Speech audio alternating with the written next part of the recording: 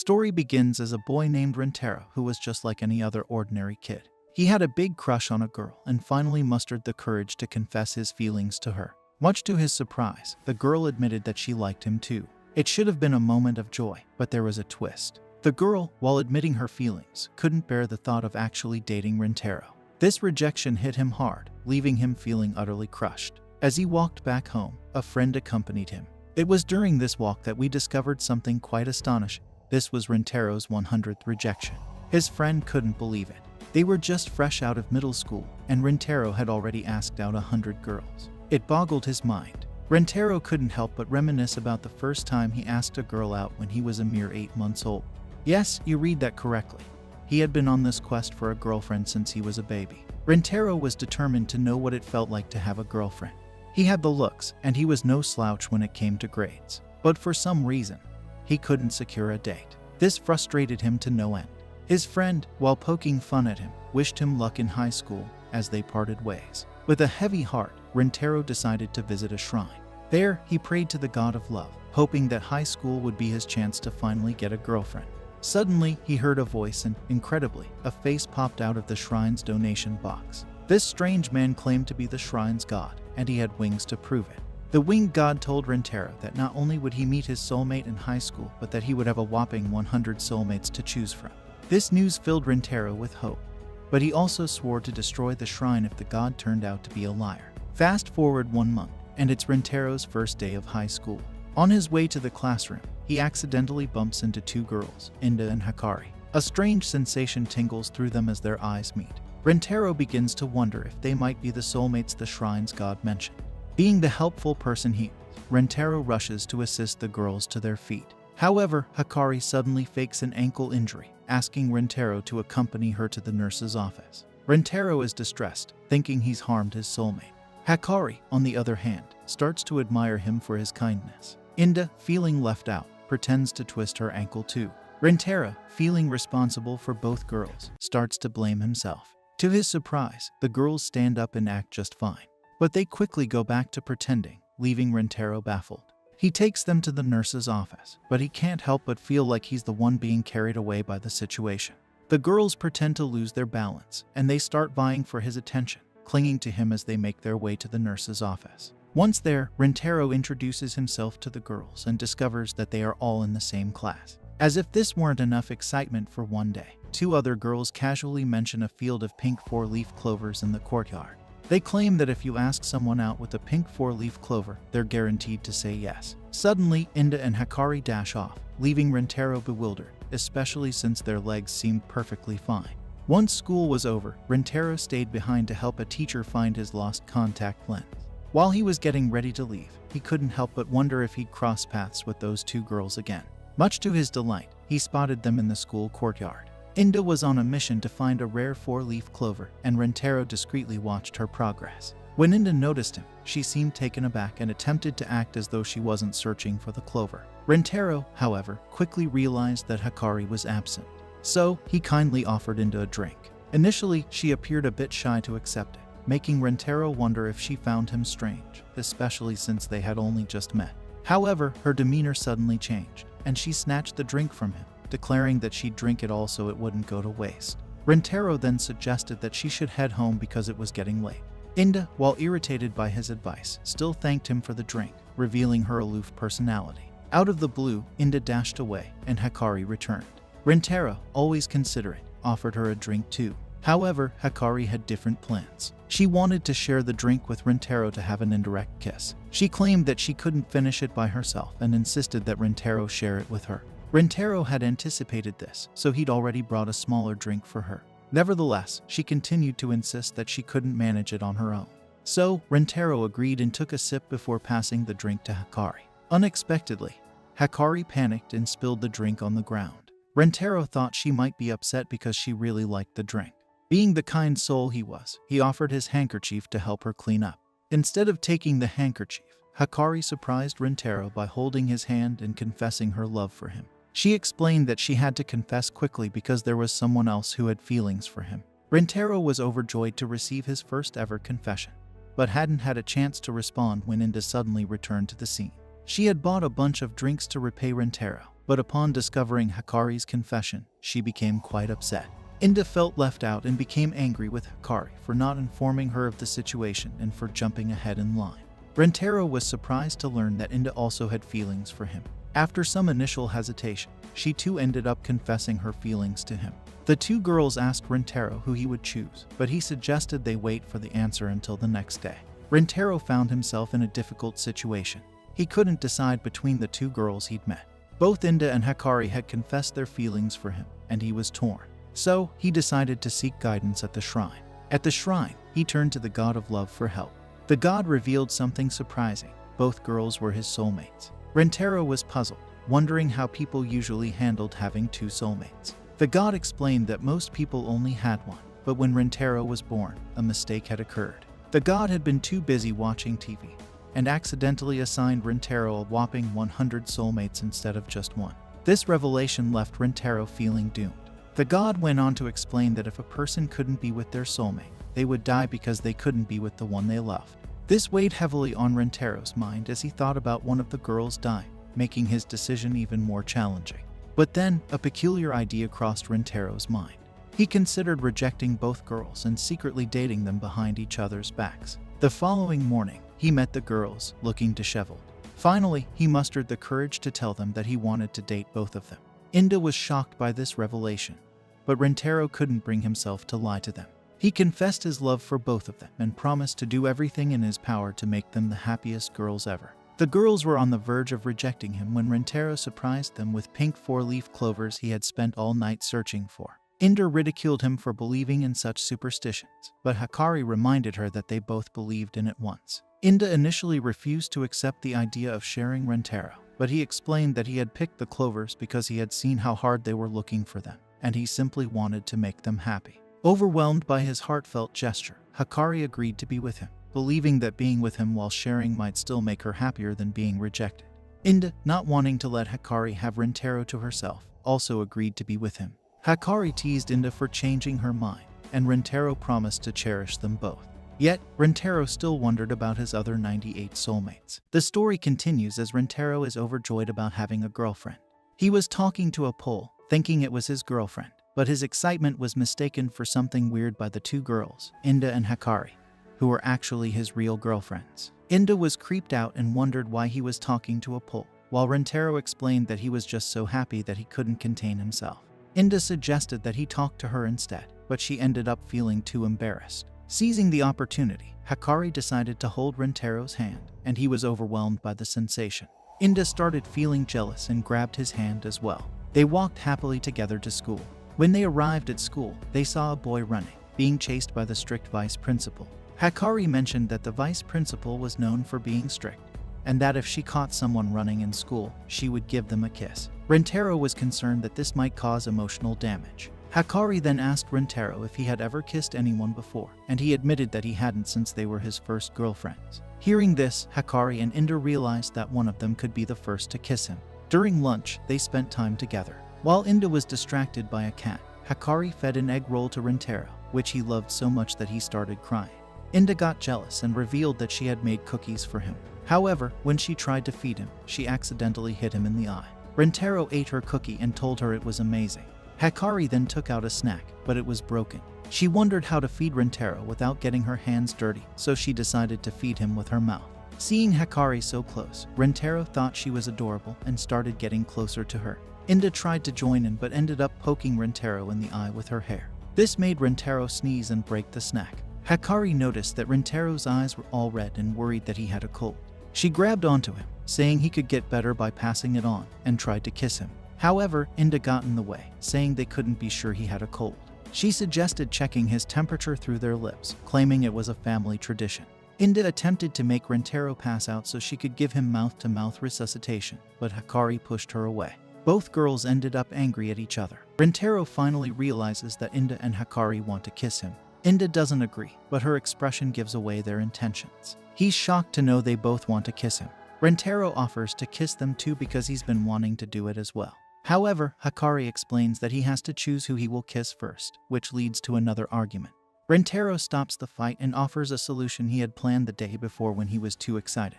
He thought about making both girls happy, so he suggests keeping the first kiss a mystery. They will both have an equal chance of being his first kiss, and he'll consider both of their kisses as his first. The girls are worried about how to keep it a mystery, but Rintaro explains his plan.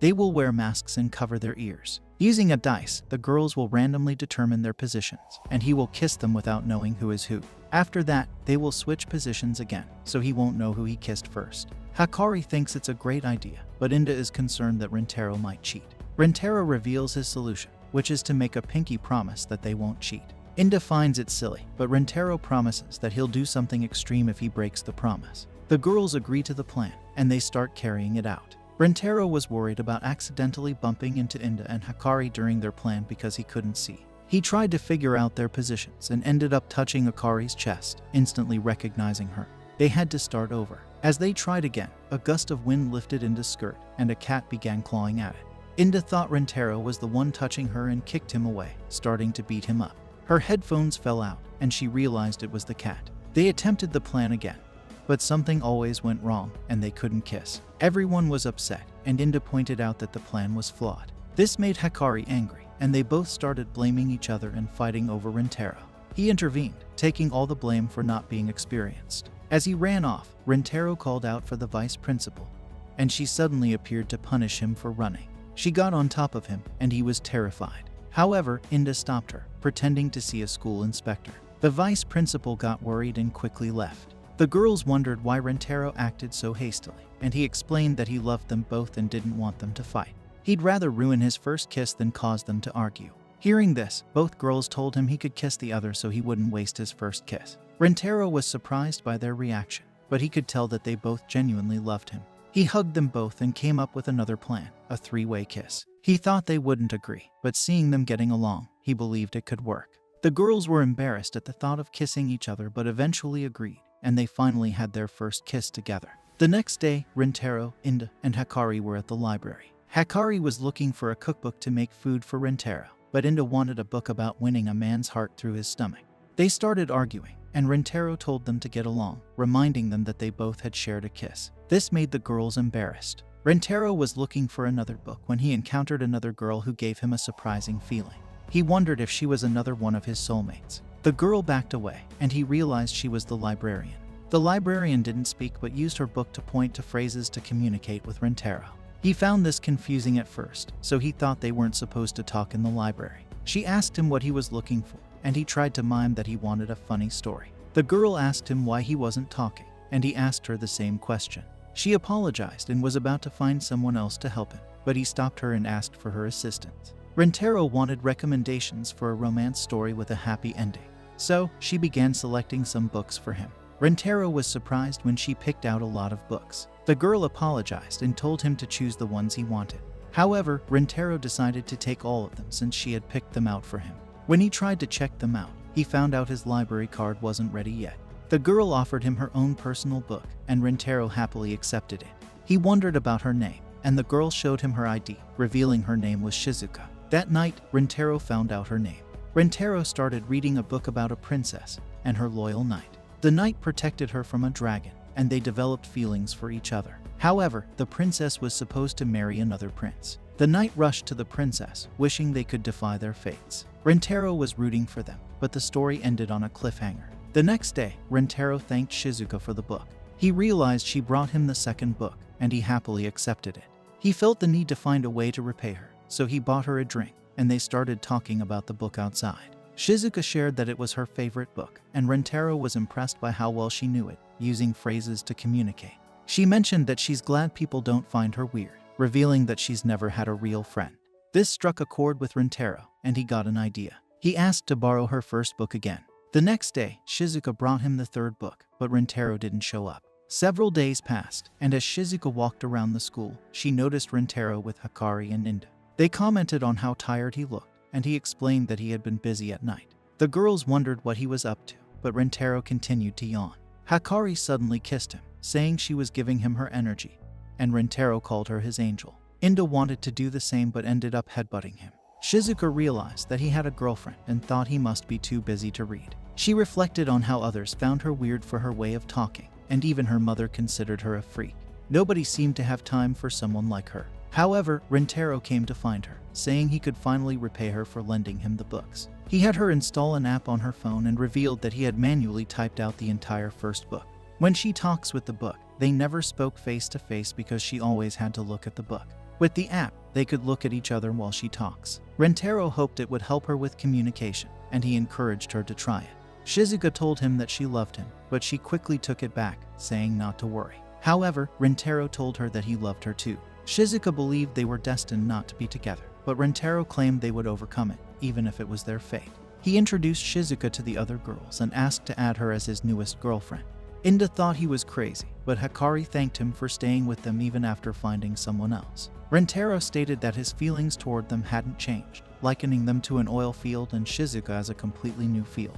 He planned on cherishing all of them even more than before. Rintaro promises to show his love through his actions. He tells them that if he ever lets them down, he will make up for it by committing a very serious act, seppuku. Inda accepts his promise, and Rintaro now has one more girlfriend. But he still has 97 more soulmates to find. After introducing his new girlfriend to both Shizuka and Karen, Rintaro notices that the girl appears normal at first. However, when they greet her, she responds using an electronic voice on her cell phone. This surprises Shizuka and Karen, finding it quite unusual. Rintaro explains that he added the names of Shizuka's classmates and data from Circlet Love Story Volume 2 to help her communicate. He also reveals that Shizuka uses quotes from her favorite series to talk. Shizuka demonstrates by saying all three of their names in a robotic voice. Rintaro continues explaining that she is a book-loving librarian who makes cute movements with her toes while reading.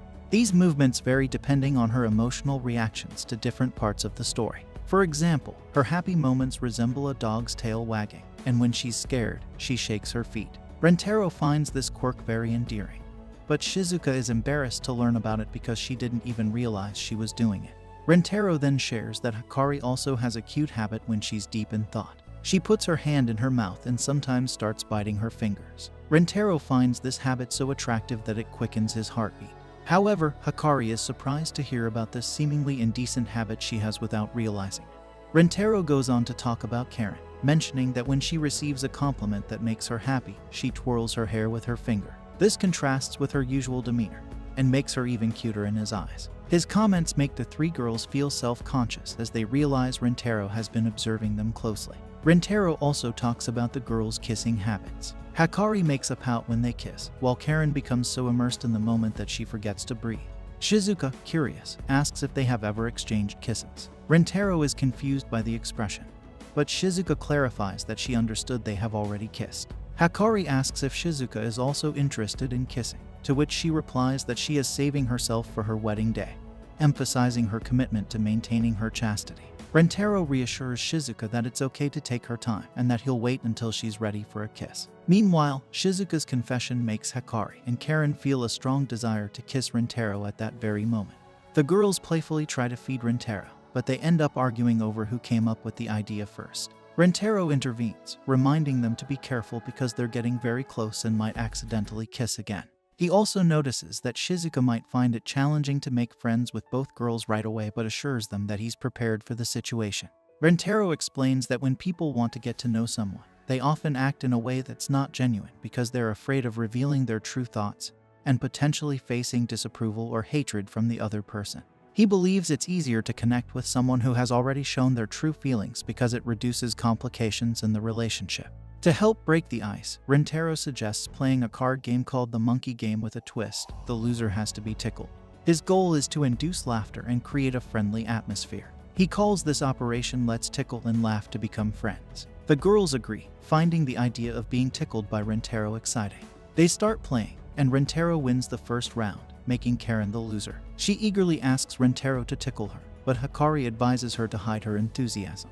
Rintaro begins to tickle Karen, and she claims not to feel anything, but he believes she's just playing hard to get and continues tickling. Karen lies down on the floor as if inviting him to tickle her more, but Rintaro realizes that it might become inappropriate, and they continue playing. Rintaro wins the next round, and this time, Hikari loses. She expresses her happiness and gets playful, but Karen reminds her to stay in control. Rintaro starts tickling Hikari, and she laughs and acts silly. The laughter eventually turns into moans, and she apologizes, admitting she's weak to tickling. Rintaro reassures her, and Hikari moves away, saying she almost wet herself from happiness. Rintaro wins the third round, and this time, Shizuka is the loser. He's excited to make Shizuka laugh, and he begins to tickle her. Shizuka tries to control herself and laughs, but she uses a device to express her laughter, which surprises Rintaro. Shizuka explains that it might sound sad, but it's the only way she can express herself. Rintaro finds her cute and continues tickling her. The other two girls realize that Rintaro hasn't lost yet, and now their mission is to tickle him. They become determined to tickle Rintaro as well, and their playful competition intensifies. Rintaro finds the situation strange, and in the fourth round, he actually loses to Shizuka. He encourages Shizuka to give it her all. Meanwhile, the other two girls feel jealous but try to hide it. Shizuka calmly pokes Rintaro, making him laugh. Hikari doesn't understand why Shizuka doesn't take the opportunity to touch Rintaro more. She thinks even if Shizuka's hand accidentally touched him, nobody would judge her for it. She reflects on Shizuka's demure and shy nature, observing her cute gestures and high-pitched voice. Hikari believes Shizuka's gestures might come off as fake. In contrast, Shizuka seems so shy and fragile that she resembles a little cuddly animal, making her a formidable rival in Hikari's eyes. The tickling session eventually ends, and Rintaro mentions he laughed a lot. He goes to the bathroom, and Hikari wonders if he went for a happy reason.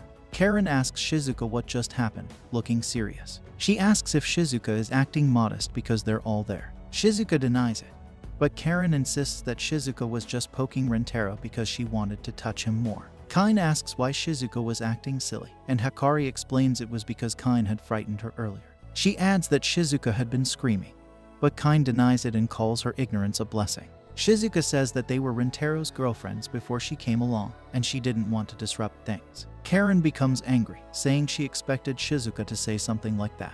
She doesn't like seeing Shizuka avoid Rintaro without expressing her true feelings. Hikari chimes in, pointing out that Karen also hides her feelings to act nice, which highlights the hypocrisy in her words. Karen tells Hikari to quiet down and avoid starting a fight. Shizuka apologizes once more, but Karen gets frustrated because Shizuka keeps repeating the same things. Hikari explains that Kine would probably react similarly if Shizuka had said something different. Hearing another insult, Karen gets close to being really angry with Hikari. Shizuka decides to be very honest with them, as that's what they seem to want. She explains that she can't bear the fear of Rintaro comparing her to them. Kine is saddened by this and wonders if she appears scary to Shizuka. Shizuka clarifies that she expressed herself poorly and actually finds Hikari very elegant, graceful, feminine, and with a beautiful body. She finds Karen very beautiful with confidence that matches her outer beauty. Shizuka believes she is common and lacks grace, with a childlike body and a sad, reserved personality. This makes her feel inferior to the others. Karen tries to comfort her, saying Shizuka is beautiful and her quiet demeanor is elegant and feminine. Karen takes the opportunity to apologize for everything that has happened, and Hikari tells Shizuka not to worry about what Karen says because she tends to get angry easily. Hikari reassures Shizuka that Rintaro loves them all more than they can imagine and surely has wonderful things to say about her too. Karen adds that Shizuka shouldn't hold back and should express her desires to Rintaro. Hikari suggests that Shizuka can call them by their first names since they are all Rintaro's girlfriends equally. Shizuka starts addressing them by their first names. Meanwhile, Rintaro is away, feeling happy that everything worked out. He remembers the time when Shizuka was tickling him and noticed Karen looking angry. He realized he needed to take action before it turned into a fight. However, he also remembers his purpose with the monkey game was to encourage them to express their feeling. If he makes them hide what they feel, it would increase the distance between them, not decrease it. Rintaro realizes that he needs to show courage first so that the girls can do the same. To create a private moment, he goes to the bathroom. While he's away, he understands that Karen wasn't angry for no reason. She was upset because she wanted Shizuka to be honest. Hikari intervened to prevent Karen from directing all her anger at Shizuka. Shizuka accepted what Kine had said and mustered the courage to express her true feeling. When Rintaro returns, Karen suggests they continue the previous punishment because she doesn't think Shizuka's pokes were enough. Shizuka should punish him again. Hikari asks if she wants to tickle him once more, and Shizuka realizes the two are supporting her. Feeling grateful for their kindness, she recalls Karen's advice to be open about her feelings. She stops in front of Rintaro and admits that she wants to kiss him. She confesses that her story about waiting until marriage was a lie. Rintaro acknowledges that he already knew this, and Shizuka shares her desire for a kiss. Rintaro caresses her and apologizes, finding her cute, but Shizuka takes his hand and rubs it on her face. They share a kiss, and Shizuka blushes, not showing much reaction. Hikari suggests that now that Karen has encouraged Shizuka to be honest, it's Karen's turn to be truthful. Karen claims she has nothing to declare. Hikari leaves her alone and asks Rintaro to kiss her too. Karen becomes jealous and asks if Shizuka is better than her. Rintaro reassures her, saying all three of them are the cutest in the world. Karen agrees but mentions she already expected that answer. She allows Rintaro to kiss her, saying she's not that interested, and they hug. Rintaro calls her cute, but she pushes him away. He finds her bashful expression amusing, and she playfully hits him. Finally, Rintaro expresses his desire to kiss Karen as well, pointing out that if he doesn't initiate it, it might not happen.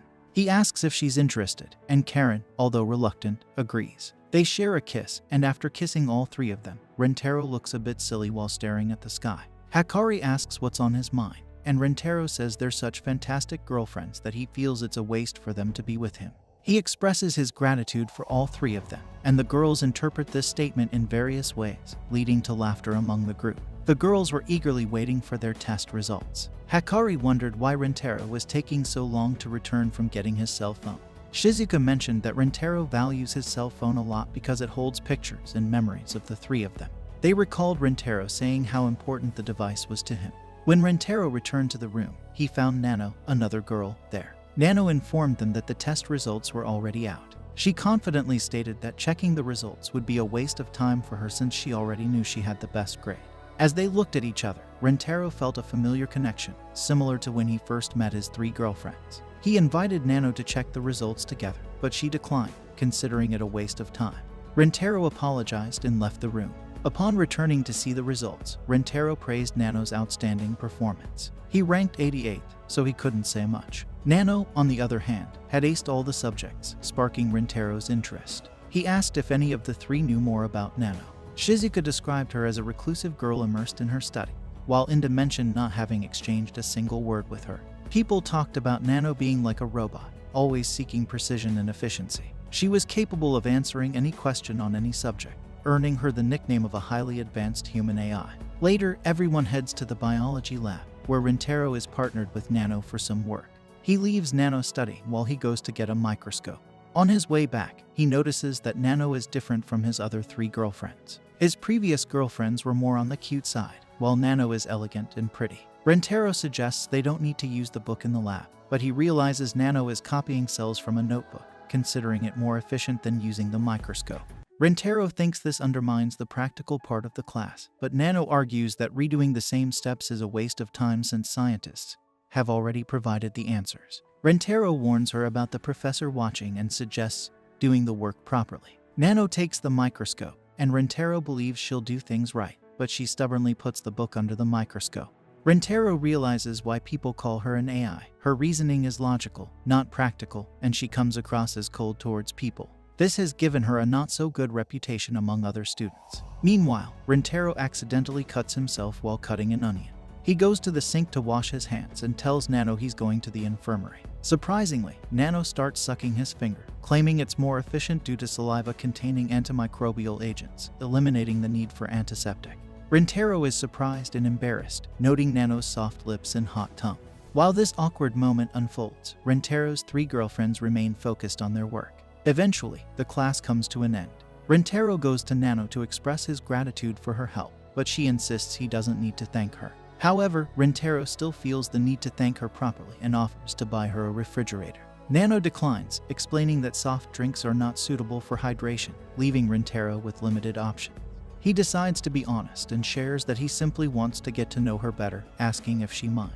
Nano responds that she doesn't care, but meeting him doesn't make sense to her. Rintaro explains that for him, talking to people is enjoyable and meaningful, akin to having hobbies or taking summer vacations. Nano, however, states that she has never engaged in such activities, considering them unproductive. According to her, any activity that doesn't contribute to academic grades is not worth pursuing. Nano doesn't find value in fun if it doesn't produce something of tangible importance. Rintaro argues that high grades and performance aren't everything, but Nano countered, emphasizing the importance of activities that have prospects for the future. Rintaro tries to convince her that the meaning of life is to have fun, but Nano maintains that the meaning of something is defined by its value, and value is determined by utility and benefits. She draws parallels with money and knowledge, stating that they work in a similar way. Rentaro clarifies that he isn't discussing the definition of words, but Nano insists that if something cannot be defined in words, it is merely an illusion. Seeing Rentaro's reluctance to agree, Nano declares that debating with him is a waste of time,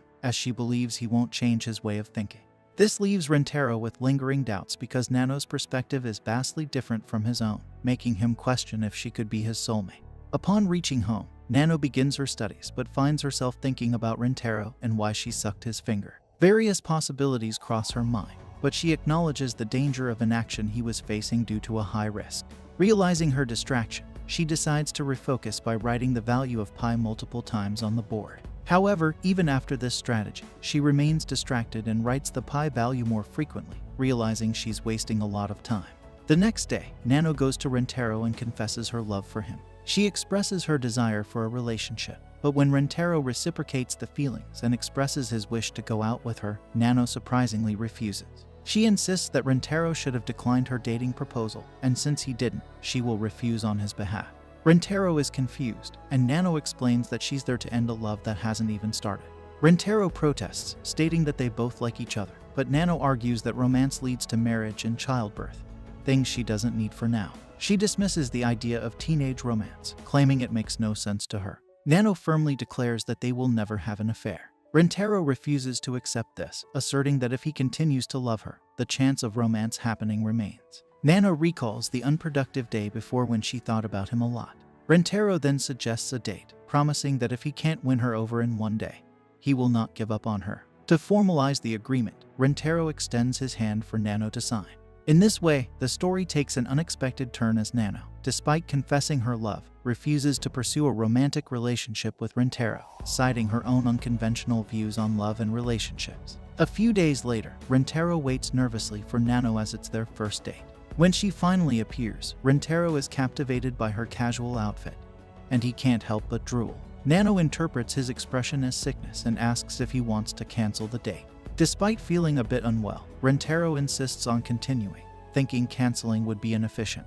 Rentaro plans to give Nano the best time, so they head to a carousel. Nano finds it pointless, but when Rentaro takes a photo, she criticizes the camera, calling it illogical. Undeterred, Rentaro compliments her beauty. They move on to a haunted house, but Nano dismisses it as anti-scientific. When fake ghosts try to scare them, Rentaro gets frightened, admitting he's scared of things jumping on him. Nano questions his reaction, and they leave, with Nano renaming it Haunted Humans. Next, they ride in rotating cubs, and Nano questions the logic of people queuing up for such a ride, theorizing it might be a brainwashing contraption. Moving to a giant maze, Nano climbs a wall for a better view, suggesting it would be more efficient to build a direct path to the exit. Rentaro explains the dead ends are part of the maze. They then go on a Ferris wheel, and Rentaro notices Nano is scared of heights. She justifies her fear, and Rentaro offers to sit next to her. As they sit together, their hands touch, and Nano intertwines her fingers with his. After enjoying various activities, Rentaro and Nano sit down to look at the photos they took. Rentaro notices that Nano seems bored in many photos, but he points out one where she looks happy. Nano questions how he can tell when she's happy since she usually appears serious. Rentaro explains that it's not hard to notice if you pay attention. Rentaro emphasizes that what matters is that she had fun that day. Nano admits she had more fun than expected, but considers it not necessarily a good thing because the fun didn't bring her much. She apologizes for thinking that way, but Rentaro reassures her, saying everyone has different experiences. He appreciates her honesty and suggests getting rid of the photos they took together since it was a day without much meaning. As Rentaro attempts to burn the photos, Nano stops him, recalling her statement about losing photos making them cease to exist. Rentaro explains that her concern about losing something is proof that she now has something valuable. He acknowledges that it might not have practical use in the future, but the fact that she didn't want to lose it gives it value. Nano starts crying, and Rentaro comforts her, offering a tissue. After using it, Nano decides to disinfect it before returning it. Rentaro humorously asks if she planned to lick the tissue, and Nano replies that she will wash it. In a moment of silence, Nano attempts to rekindle their relationship, expressing her desire for romance to fill the void of meaningful moments she's been missing.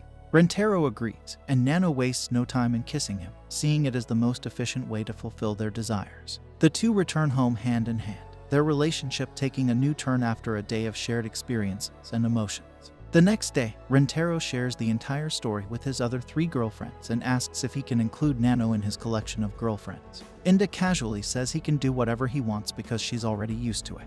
Hakari agrees but asks him to continue being worthy of being by his side. Shizuka, considering herself a reinforcement girlfriend, doesn't want to impose herself. Rintaro expresses gratitude, promising to love them all equally or perform seppuku if he fails. Nano suggests that taking poison would be more efficient if he wanted to end his life. Despite this, Hakari is curious to know more about their meeting at the park, expressing her desire to go out with Rintaro too. Rintaro is unsure where to take them all, and Hakari suggests going to a park with a pool. The next day, Karen decides to visit a swimwear store to get ready for a day at the pool park. However, she's puzzled about why Hakari suggested this seemingly out of nowhere. Karen doesn't own a suitable bikini for the occasion since she has only been to the pool with friends before. Additionally, she isn't comfortable wearing cute bikinis. Despite this, she contradicts herself by claiming that the bikinis in the store aren't cute. The saleswoman apologizes for not meeting her expectations. While browsing, Karen notices a standout bikini but rejects the idea of wearing it, thinking it wouldn't look good on her. However, she considers that Rintaro might like and compliment it. On the day of the meeting, Rintaro comments on the recently opened park and is impressed by the turnout. 3 of his girlfriends join him, boosting his spirits. Shizuka apologizes for her outfit choice, feeling she caused embarrassment. Rintaro reassures her, praising her modesty in wearing the school swimsuit. He notices Karen hasn't arrived yet, and is surprised to see her wearing a towel around her body. Rintaro urges Karen to go home and change, concerned about her being seen naked. Karen explains that she's just cold and plans to watch them without participating. Despite Rintaro's worry, Hakari suggests they wait for a day when everyone is willing to have fun. Nano suggests Karen take a sunbath close to the chairs, thanking everyone for understanding but asking them not to worry. Nano claims not to be worried, leading to a disagreement between her and Karen due to their lack of closeness. Rintaro observes that Karen is in better spirits than he thought. Shizuka admits she's not skilled in naval battles and offers to keep watch with Karen. Karen insists she's fine and isolates herself from the group. They all get into the pool, and Rintaro notices Shizuka spinning around. He asks her what's going on, and she says she doesn't know but feels like she can't escape this fate. Meanwhile, Nano thinks that playing might be a form of survival training for unforeseen scenarios. Accidentally, Hakari falls into Rintaro's lap due to the current, placing her chest on his arm. Rintaro questions if she did it on purpose, but Hakari pretends not to understand, making him blush. Nano then goes to Rintaro and puts his hand on her chest, expressing a desire for him to feel the feminine appeal inside her. Hakari gets jealous and places Rintaro's hand on her chest too. They start arguing over whose breasts are better, with Nano claiming hers are firmer and Hakari countering that hers are softer. The argument intensifies until they turn to Rintaro, asking for his opinion on their breasts. However, when they look at him, they notice Rintaro has passed out from all the stimulation. Nano explains that he still has a weak pulse, but is no longer breathing. Hakari decides they need to save him with mouth-to-mouth resuscitation. Hakari puts the plan into action, but Nano intervenes, stating Hakari doesn't know how to do the procedure correctly. Nano insists she can't let Rintaro die because she still wants to learn many things from him. Nano then attempts mouth-to-mouth resuscitation, but Hakari pushes her away. Seeing Rintaro still unconscious, Hakari despairs but resolves to perform the procedure correctly this time. Meanwhile, Shizuka keeps spinning in the pool, explaining that when she got separated from Rintaro, she tried to swim back but got carried away. She struggles with a float and sends a message for help, but the float bursts against the wall. Despite this, she manages to reach the pool edge. Meanwhile, Rintaro remains unconscious, and Nano tries to revive him. Nano suggests seeking help from someone who knows what to do, and Hakari proposes finding a male lifeguard. On their way, some guys invite them to join, but Hakari declines, mentioning their urgency. One guy comments on Hakari's soft arms and shares a questionable theory about the similarity between arm softness and breast softness. He tries to touch Hakari's arm, but Nano intervenes, poking his eyes and explaining it's the most efficient way to deal with a pervert. The guys threaten them, and Nano decides to stay while Hakari looks for help for Rintaro. Hakari questions why Nano is taking such risks, but Nano recalls protecting Hakari earlier. Hakari argues that if something happens to her, Rintaro would be equally sad. Nano explains that their relationship just started, and Rintaro would be sadder if something happened to her. The guys approach, and Hakari insists none of them will stay with them. Nano questions Hakari's decision, explaining their relationship with Rintaro is still new. The perverts get impatient, and Rintaro appears in time to save the girls. He questions the guys and is told to stay out of it. Rentaro learns about Nano blinding one of the perverts and Hikari's confrontation. Rentaro proposes spending time with the guys to make up for Nano's actions. The pervert suggests Rentaro take his girlfriend and leave, but Rentaro clarifies that both Nano and Hikari are his girlfriends. The pervert challenges Rentaro to prove it by kissing both girls. Rentaro refuses, explaining it's not something they should do in front of people. However, Nano pulls him and gives him a kiss. Hikari follows suit. The guys, overwhelmed by this modern relationship, run away. Hikari asks Rentaro when he woke up, and Nano wonders how he found them. Before they get answers, Karen appears, upset with the scene she witnessed. The scene shifts to a few moments earlier when Karen was sunbathing. Suddenly, she notices some guys approaching Nano and Hikari, prompting her to go help them. On her way, she finds Rentaro lying on the floor, dry and pale. Worried, she tries to wake him up, and he only comes to when she mentions the girls being in danger. Rentaro immediately asks where they are, and upon Karen's pointing, he rushes to their aid. Everything becomes clear as they understand how Rentaro got to them. Nano remarks that waking Rentaro up this way is very efficient. Rentaro expresses gratitude to Nano for protecting Hikari, emphasizing Hikari's importance to him. He requests Nano not to take too many risks, reminding her that he would be sad if something happened to her. This makes Nano realize Rentaro cares about everyone equally. She apologizes and thanks him for his concern. Karen notices that Shizuka is still missing, and Hikari mentions not seeing her since they left the pool with the current. Rentaro despairs, thinking Shizuka might have been carried away by the current. He runs to save her. Shizuka, meanwhile, continues to ask for help until her phone dies. Rentaro shouts her name, and she waves her arm to get his attention. Rentaro can't hear her, but after putting in effort, he finally hears her. He rushes to her side, apologizing for leaving her alone. Shizuka kisses him on the way back, but Rentaro blushes, suggesting it's not the right place for it. They return to the other girls, and Rentaro decides to rest while they have fun, inviting Karen to join him. He teases Kine for looking at Hikari and Nano's breasts, and notices Karen's discomfort. Rentaro believes Karen chose not to wear a bikini to the pool due to confidence issues, but she denies it, claiming she's just cold. Rentaro points out her melon soda with ice cream, suggesting it's not the behavior of someone who's cold. He explains that Hikari and Nano are exceptions in terms of attractiveness for their age, and high school girls typically have a body similar to Karen's and Shizuka's. Kine, feeling insecure, denies being feminine.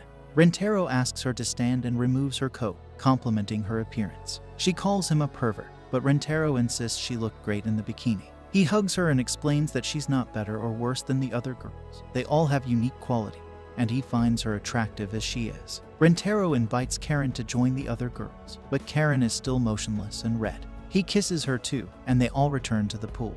Nano asks if Karen's cold has passed, and she confirms. The other girls compliment Karen's bikini, making her embarrassed. Seeing everyone together, Rentaro decides it's time to have fun in the pool for the rest of the day, enjoying the date as it should be. The story unfolds as Rentaro is being dragged by Karen, with his other girlfriend following closely. Hikari expresses her desire not to miss the limited passionate pair's pancakes. Meanwhile, in a laboratory, a girl is diligently working on creating potions. As Rentaro is pulled through the lab, he briefly locks eyes with the girl, feeling a same shock of finding his soulmate. However, the moment is fleeting as Karen continues to pull him away. The next day, Rentaro decides to visit the chemistry lab in the hope of finding the girl he saw yesterday, believing her to be his soulmate. Upon entering, a cute girl named Kusuri welcomes him to the lab. Rentaro looks around but doesn't spot the girl from before. Kusuri asks for Rentaro's name and introduces herself. She invites him to have some tea, and despite his hesitation, she insists, revealing that she has created a new medicine. Rentaro clarifies that he is not there to join the club but is searching for someone. Undeterred, Kusuri encourages him to drink the tea while he waits. As Rentaro approaches her, Kusuri instructs him not to peek at her work.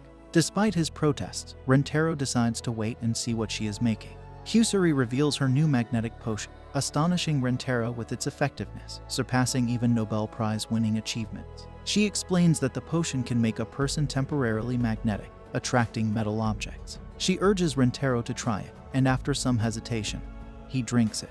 To his surprise, Rentaro experiences the potion's effects, turning his body into a magnet. Kusuri boasts about her invention, but then warns Rentaro of the side effects, including 3 days and 3 nights of unimaginable constipation. Rentaro is taken aback, questioning what she made him drink. Kusuri ignores his concerns and decides to drink the potion with the opposite magnetic effect. As they embrace due to the magnetic force, Rentaro feels embarrassed. Kusuri mentions that the effect will wear off in 10 minutes, but they find it challenging to separate from each other. She explains the various drugs she enjoys creating, such as night vision medicine and a potion that delays voice sounds. While Rentaro initially entered the lab to find his soulmate, he becomes captivated by Kusuri and her passion for chemistry. Despite realizing that Kusuri is not his soulmate, he is seemingly infatuated with her. However, Kusuri notices Rentaro watching her, realizing he is enamored by her cuteness. She discloses that the tea he drank was spiked with a love potion. The girl then confesses her feelings, declaring that she fell in love with him at first sight and asks Rentaro to date her, confident that he cannot reject her due to the love potion. Rentaro, however, begins vomiting, causing the girl to become angry at what she perceives as rudeness after confessing her feelings. Rentaro clarifies that he finds it inappropriate to hear such things from someone who urinates while hugging him. He dismisses the love potion as the cause of his nausea, leaving the girl frustrated and embarrassed by the unexpected turn of events. Kasuri wonders why Rentaro is acting differently than expected, as he was supposed to be melting for her due to the love potion. She believes he is rejecting the idea of dating her, leading to her desperate crying and a tantrum. However, Rentaro expresses his desire to accept her statement when he is normal and not under the influence of the love potion. He falls to the floor, shaking, and Kasuri realizes he is experiencing an overdose of emotions. To cure him, she offers a medicine to neutralize the effects of the drug. However, Rentaro is unable to take it voluntarily as he is spinning like a Beyblade. Understanding that she must administer the medicine by force, Kasuri puts it in his mouth and passes it to him through a kiss. This act cures Rentaro, but Kasuri is saddened by the end of the love potion's effects. Despite this, Rentaro confesses that he still finds her cute. As they become more embarrassed looking at each other, Kasuri realizes that Rentaro's body rejected the drug before because he was already in love with her. She then asks Rentaro to date her again, this time going on her knees. When he asks her to raise her head, she continues lying down. Suddenly, Kasuri begins to transform, and Rentaro discovers that she was the same girl he saw the day before. Kasuri explains that she might have taken the neutralizer when she fed the medicine to him, revealing her true appearance. She further explains that she failed to create the immortality drug, leading to her acquiring the appearance of a child. Introducing herself again, she mentions that she is a third-year student and the president of the chemistry club. Rentaro realizes she is his senpai, and Kasuri explains that her smaller appearance during experiments is due to poor vision and big hair. Rentaro remains confused about the revelation that the two girls are the same person. When he becomes sure that she is his soulmate, he kneels down and declares his feelings for her. Kasuri reciprocates by hugging him, but mentions that she needs to change her diapers again.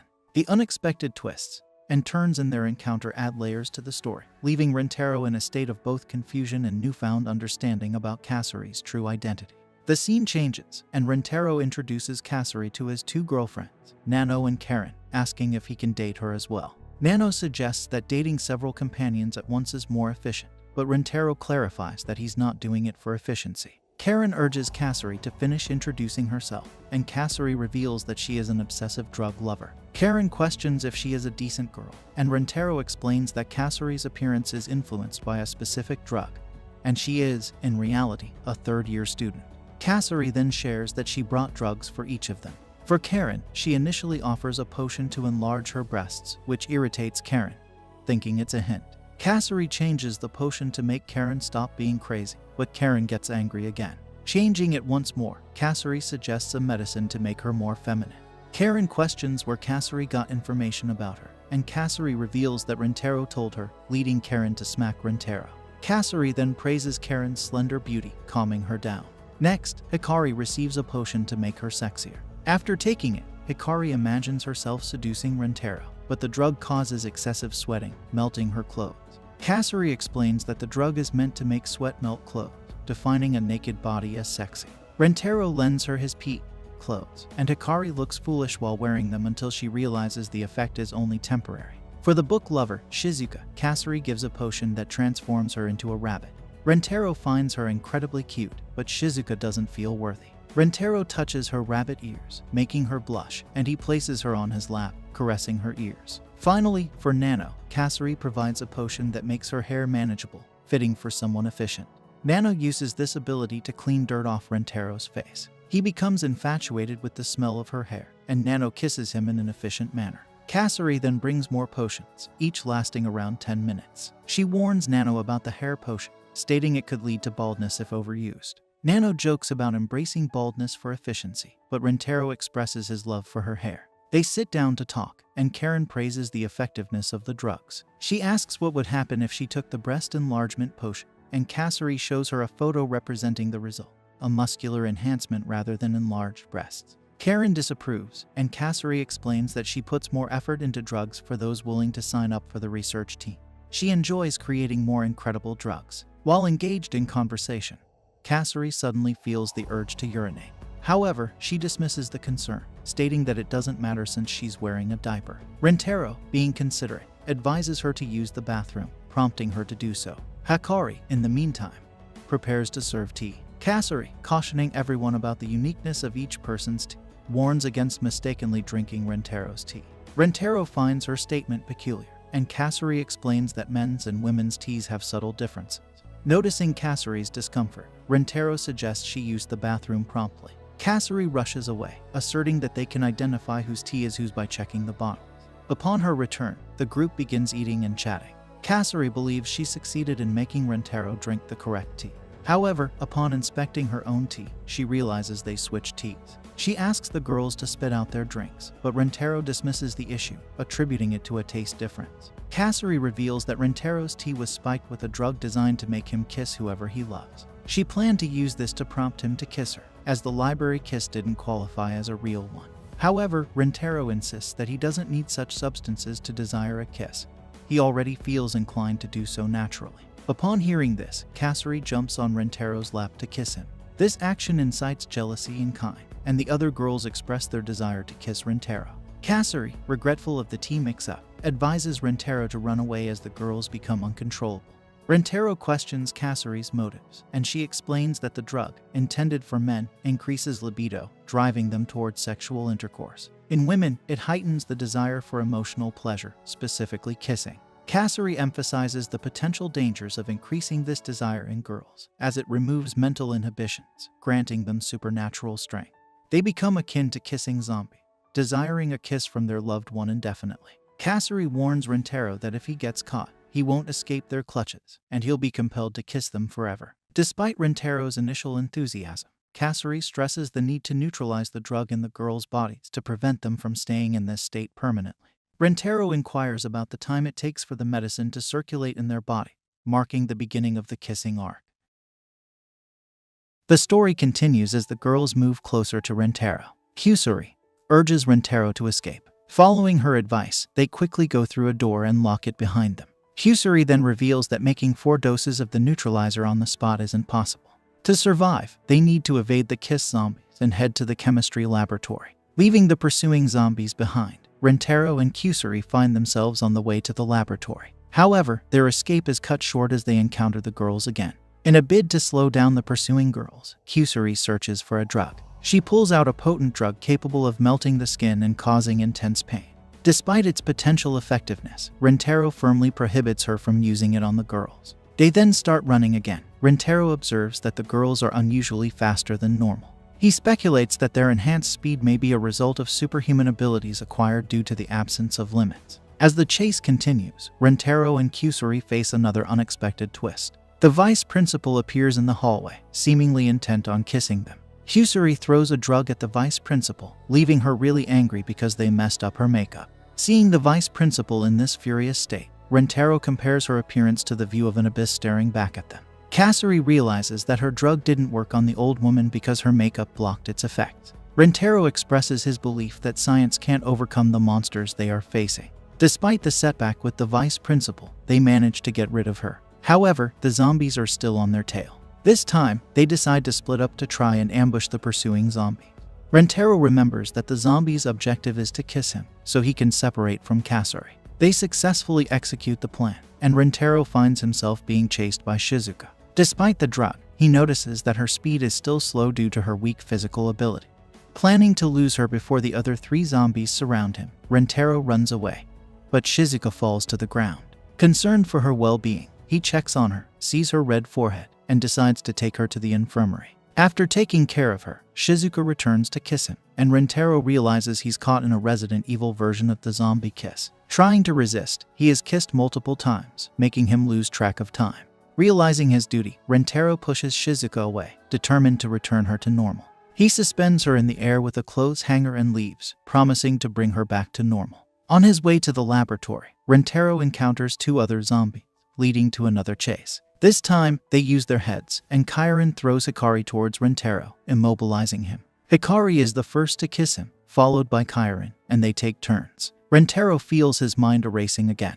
Unlike Shizuka, they are more challenging for him to resist. However, after the kisses, they start arguing among themselves. Rentaro observes that even though the girls have turned into zombies, they still act the same as before. Seizing the opportunity, he takes advantage of their distraction and makes them kiss each other, causing them to forget about him. Rentaro explains that the drug they took compels them to kiss whoever they like uncontrollably. In essence, the 2 girls actually love each other, leading to their constant troublemaking. Rentaro, initially confused by their behavior, realizes he had mistaken their friendship for passion.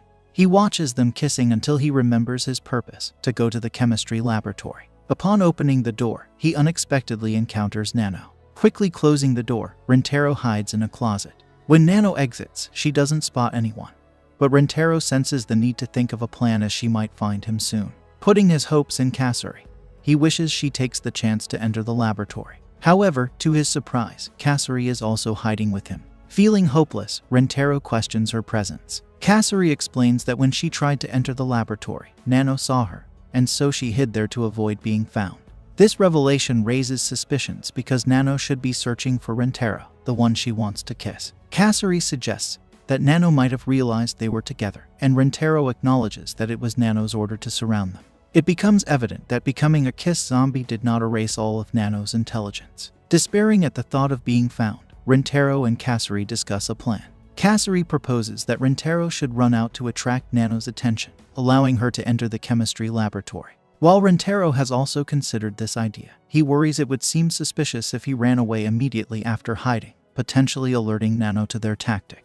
Desperation sets in as they realize time is running out to reverse the effects. Kasuri, overcome with guilt, begins to cry and confesses that she always causes problems with her drugs. She reveals her financial struggles and ongoing failures in the chemistry club but emphasizes that she doesn't want to be hated or burden Rentaro. Expressing her deep love for him, Kasuri decides to take the extreme step of giving up on developing drugs forever. Just as despair seems to prevail, she suddenly remembers that she has a dose of the reversal drug, bringing relief to Rentaro. The situation takes a positive turn as they only need 1 dose of the reversal drug to confront Nano and access the laboratory. Rentaro, impressed, calls Kasuri a genius for her quick thinking. However, as Kasuri begins taking the potion, Rentaro questions if it was meant for Nano. To his surprise, Kasuri clarifies that she consumed the potion to return to her normal size because Nano doesn't know her in that form. Observing Rentaro turning red, Kasuri explains that the effects of the drug will wear off soon, and they shouldn't touch each other until then. Considering their plan, Kasuri comes up with a strategy to tie Nano up using her new appearance as a surprise. Facing Nano, Kasuri attempts to use tape to capture her, but the zombie becomes suspicious and captures Kasuri first. Rentaro loses hope, thinking their plan to produce the reversal drug is doomed. However, noticing some of the reversal drug on the floor, he seizes the opportunity and runs away, with Nano chasing him. Rentaro manages to hide in a room, but Nano forcefully enters, tearing off the handle and parts of the door. She successfully kisses him, and fake credits appear on the screen. Just then, Kasuri enters the room and makes Nano drink the reversal drug. Nano questions Rentaro if it was all part of his plan, and he confirms it. His intention was to lure Nano away, buying time until the effects of the reversal drug wore off, causing Kasuri to shrink and untie herself automatically. Explaining the plan to Kasuri, Rentaro realizes that she might not have understood the details. In her mind, he could have used a medicine to melt the ropes. Deciding to set that aside for the moment, they hurry to offer the reversal medicine to the other affected girls. After everyone wakes up from the reversal, Hikari apologizes to Rentaro for her actions. However, she soon recalls kissing Karen, creating a commotion as she claims not to remember anything. Karen contradicts her, stating that she remembers everything, including kissing Hikari. In its tsundere fashion, Karen denies remembering anything, echoing Hikari's stance. Kasuri draws everyone's attention, apologizing for the trouble caused by her drug that led to their unusual situation. Rentaro gently reminds Kasuri that it was one of her drugs that reversed their situation, bringing everything back to balance. He assures her that he is willing to take responsibility for any issues caused by her drugs and urges her not to give up on inventing them. Rintaro emphasizes that inventing drugs is what Kasari loves to do the most. Expressing his admiration, Rintaro acknowledges that Kasari's passion for her work is one of the reasons he loves her. The other girls present are left speechless by this heartfelt declaration. Overwhelmed with emotion, Kasari hugs Rintaro and openly declares her love for him and her deep passion for creating drugs. The story continues as Rintaro visits Lavazono Flower Park and is captivated by its beauty. Nano mentions that it's an ideal spot to explore a variety of plants. Kasari plans to collect nectar for her drug research, while the other girls enjoy the scenery. Rintaro expresses gratitude to Hikari for suggesting the park, and she agrees that it was worth recommending. Hikari wanted to bring him there, and as they talk, an announcement interrupts them. A man informs through the intercom about the upcoming monthly event, Bouquet Toss. Hikari explains it's a major attraction where the lucky person catching the bouquet can wear a wedding dress adorned with the park's flowers. The fortunate girl also gets a special photo session with a loved one. Excited, Rintaro decides to participate, and Hikari reveals that wearing this wedding dress has been her dream since childhood. She is determined to make this dream come true. Together, they head to the location of the big event. When they arrive, Rintaro notices a crowd eager for the bouquet. Suddenly, a middle-aged woman stands out, urging her friends to help her catch the bouquet for a special photo shoot. Confused, Rintaro asks Nano, who explains that they're from a Japanese motorcycle gang called the Gorilla Syndicate. Rintaro appreciates his well-informed girlfriend, Nanopedia. Hikari suggests they join forces to improve their chances against the gorillas. They decide to draw lots for the photo session, and everyone agrees. Rintaro, concerned about the enthusiastic gorillas, suggests Shizuka not participate to avoid any harm. Kurine supports this idea, considering Shizuka's height might make her hard to spot in the crowd. Kasari takes a potion to grow bigger. Rintaro notices the gorilla's distinctive flags and decides to make his own with a towel and pen, labeling it Rintaro Family. Everyone is taken aback by him calling them family. Rintaro pumps up the team with a spirited war cry. The gorilla gang is cheering, but they pause when they see Shizuka and appreciate her cuteness. The presenter then announces the bouquet toss, emphasizing a strict no-violence rule. Baba Ant, a former soccer athlete turned shot putter, is introduced as the tosser. Rintaro is surprised to see his vice principal in this role and learns about Baba's shot putting background. The presenter asks Baba about her motivation, and she reveals a quirky desire to throw the bouquet out of the Earth's atmosphere to prevent happiness. Despite the strange motivation, the presenter proceeds with the event and starts a countdown for the bouquet toss. Baba tosses the bouquet with no concern, focused on earning money for spending on strippers. Participants rush toward the bouquet, and the gorilla gang begins attacking some of them. Rintaro realizes they are not concerned about maintaining civility. The gang captain clarifies that their violence is only directed at each other as part of their training. She tosses one of her henchmen toward Hikari, but Karen steps in to hold the gorilla's back. Karen decides to play by the same rules and acts like a gorilla for a moment. She goes after the captain, impressing her with her strength, but the captain unintentionally insults Karen by comparing her to a gorilla. Unfazed, Karen instructs the others to go for the bouquet while she deals with the captain. The gorillas use their flags to create a wind tornado, diverting the bouquet towards the captain. Rintaro confronts the gorillas, refusing to let them win. In the sky, Shizuka, aided by the Rintaro family flag, is seen flying. Rintaro realizes Shizuka's advantage in seeing the approaching tornado from her elevated position in the cheering group. Shizuka effortlessly catches the bouquet, but as she does, she releases the flag and begins to free fall. The girls team up to catch Shizuka as she falls, but she ends up landing on their melons and bounces into the air. Rintaro hurries to rescue her just in time. The gorilla captain gets angry upon seeing that the bouquet was successfully caught. Karen expresses gratitude for the spirited competition and emotionally shakes hands with the girls. Karen reflects on her relief for not being with the girls when Shizuka jumped onto their beds because her skeletal frame wouldn't have been much help. The victory is celebrated with joy, and Hikari suggests deciding who will take the photo with Rintaro.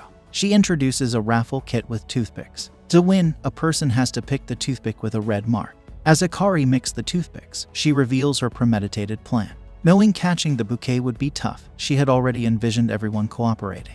Hikari suggests conducting the draw even before the bouquet is thrown, avoiding suspicion. She points out that the stick with the red mark has a small visible cut on the side. To avoid suspicion during the toothpick draw, Hikari devises a plan. She decides to let someone else go first and chooses Nano, believing her efficiency-focused nature would likely ensure she picks the closest stick. Hikari mentally apologizes for her strategy, but is determined to make her childhood dream come true. However, Nano's efficiency surprises Hikari and all the girls quickly get their toothpicks. To Hikari's surprise, she gets the red toothpick. She gets really happy as her dream finally came true. On their other side, Kusuri throws a tantrum and Rentaro reassures her, saying there will be more opportunities in the future. Hikari feels sorry for Kusuri, who hasn't made strong memories with Rentaro yet. She decides to let Kusuri take the photos instead. Kusuri expresses gratitude, thanks Hikari, and confesses her love for both Hikari and Rentaro. She says that watching her two favorite people take a photo together would be very fun.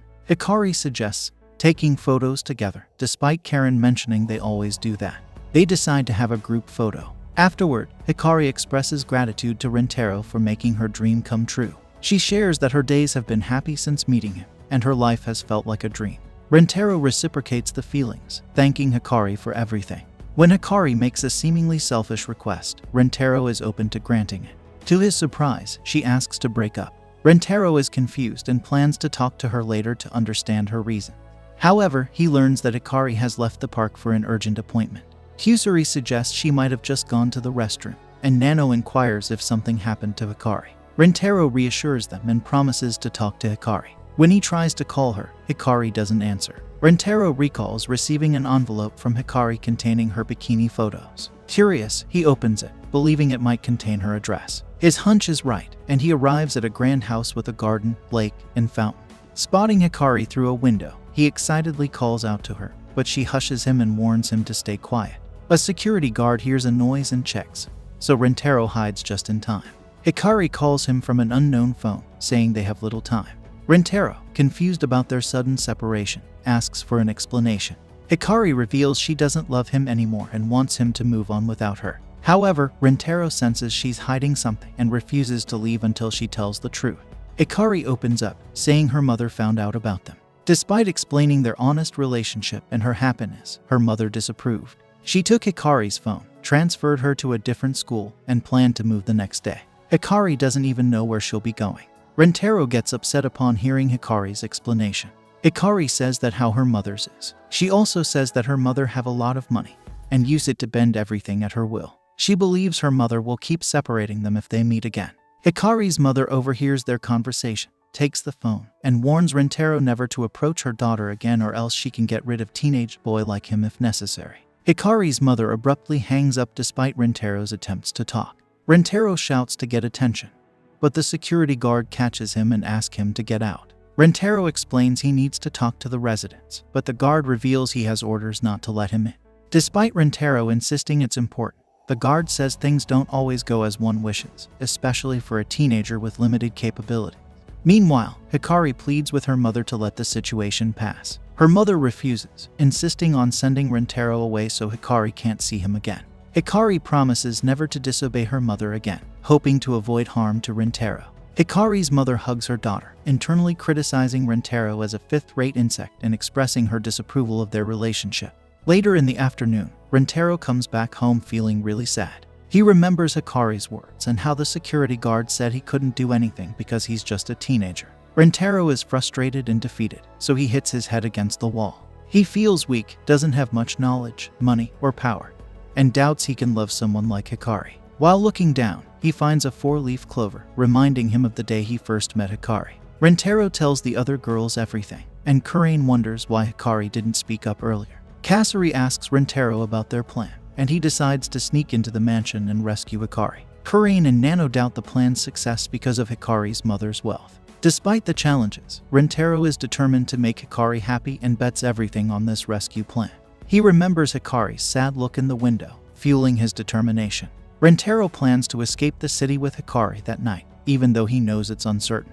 He promises to come back one day and asks the girls to wait for them. Kurain finds the plan convenient but decides to help Rentaro rescue Hikari, and the other girls offer their help too. Rentaro knows it's not a simple decision, but as he looks at the girls, he realizes they all love Hikari like him. With this in mind, he accepts their assistance. The story continues as the Rentaro family has reached Hikari's mansion, and they've managed to get past the fancy gates. The garden inside is so beautiful that everyone is impressed. Nano thinks entering through the garden was a smart move because the noise from the fountain covered the sound of their arrival. Rentaro warns them about strict security, so they need to be careful. Before getting into the serious stuff, they all join hands to celebrate the start of their mission. Rintaro tries calling Hikari, but she doesn't answer. To get her attention, Rintaro takes out a ball from his backpack. Karen asks what he plans to do with it, and Rintaro explains he wants to throw the ball towards Hikari's window, and then use his rope to bring it down. However, when he throws the ball, he can't reach the window. After searching for it, Rintaro realizes the ball is gone. Karen finds a cat playing with it, but the cat runs away when Rintaro tries to catch it. Nano suggests kicking the cat to stop it, but Rintaro steps in to prevent her from being too harsh, or else Peto will sue them. The noise they make attracts a security guard, and they hide. The cat goes to the security guard, ready to play. Kasari expresses disappointment, saying they've lost the ball for sure. Rintaro says that their only option to enter the house is now gone. Nano points out that because there are cats around, there might be a small door for animals to enter the house. When they see the door, Shizuka tells them that the door is probably only big enough for a baby. Karen asks Kasari if she has a drug that can shrink the body. Kasari explains she hasn't made a drug like that, because the one she mentioned was an immortality potion that didn't work. Nano displays some stones she collected from the garden. Afterward, she successfully opens the door, explaining that she could determine the lock's location and type based on the door's shape. By throwing the stones at the right angle and speed, she could force the lock to open. She urges them to enter quickly, emphasizing the risk of mission failure if they linger too long.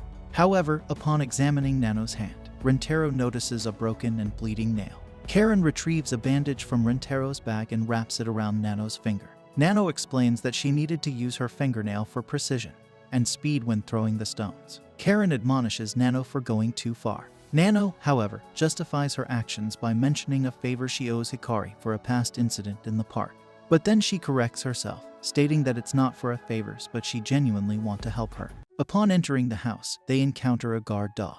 Rintaro advises them to leave promptly, as an attack could jeopardize their mission.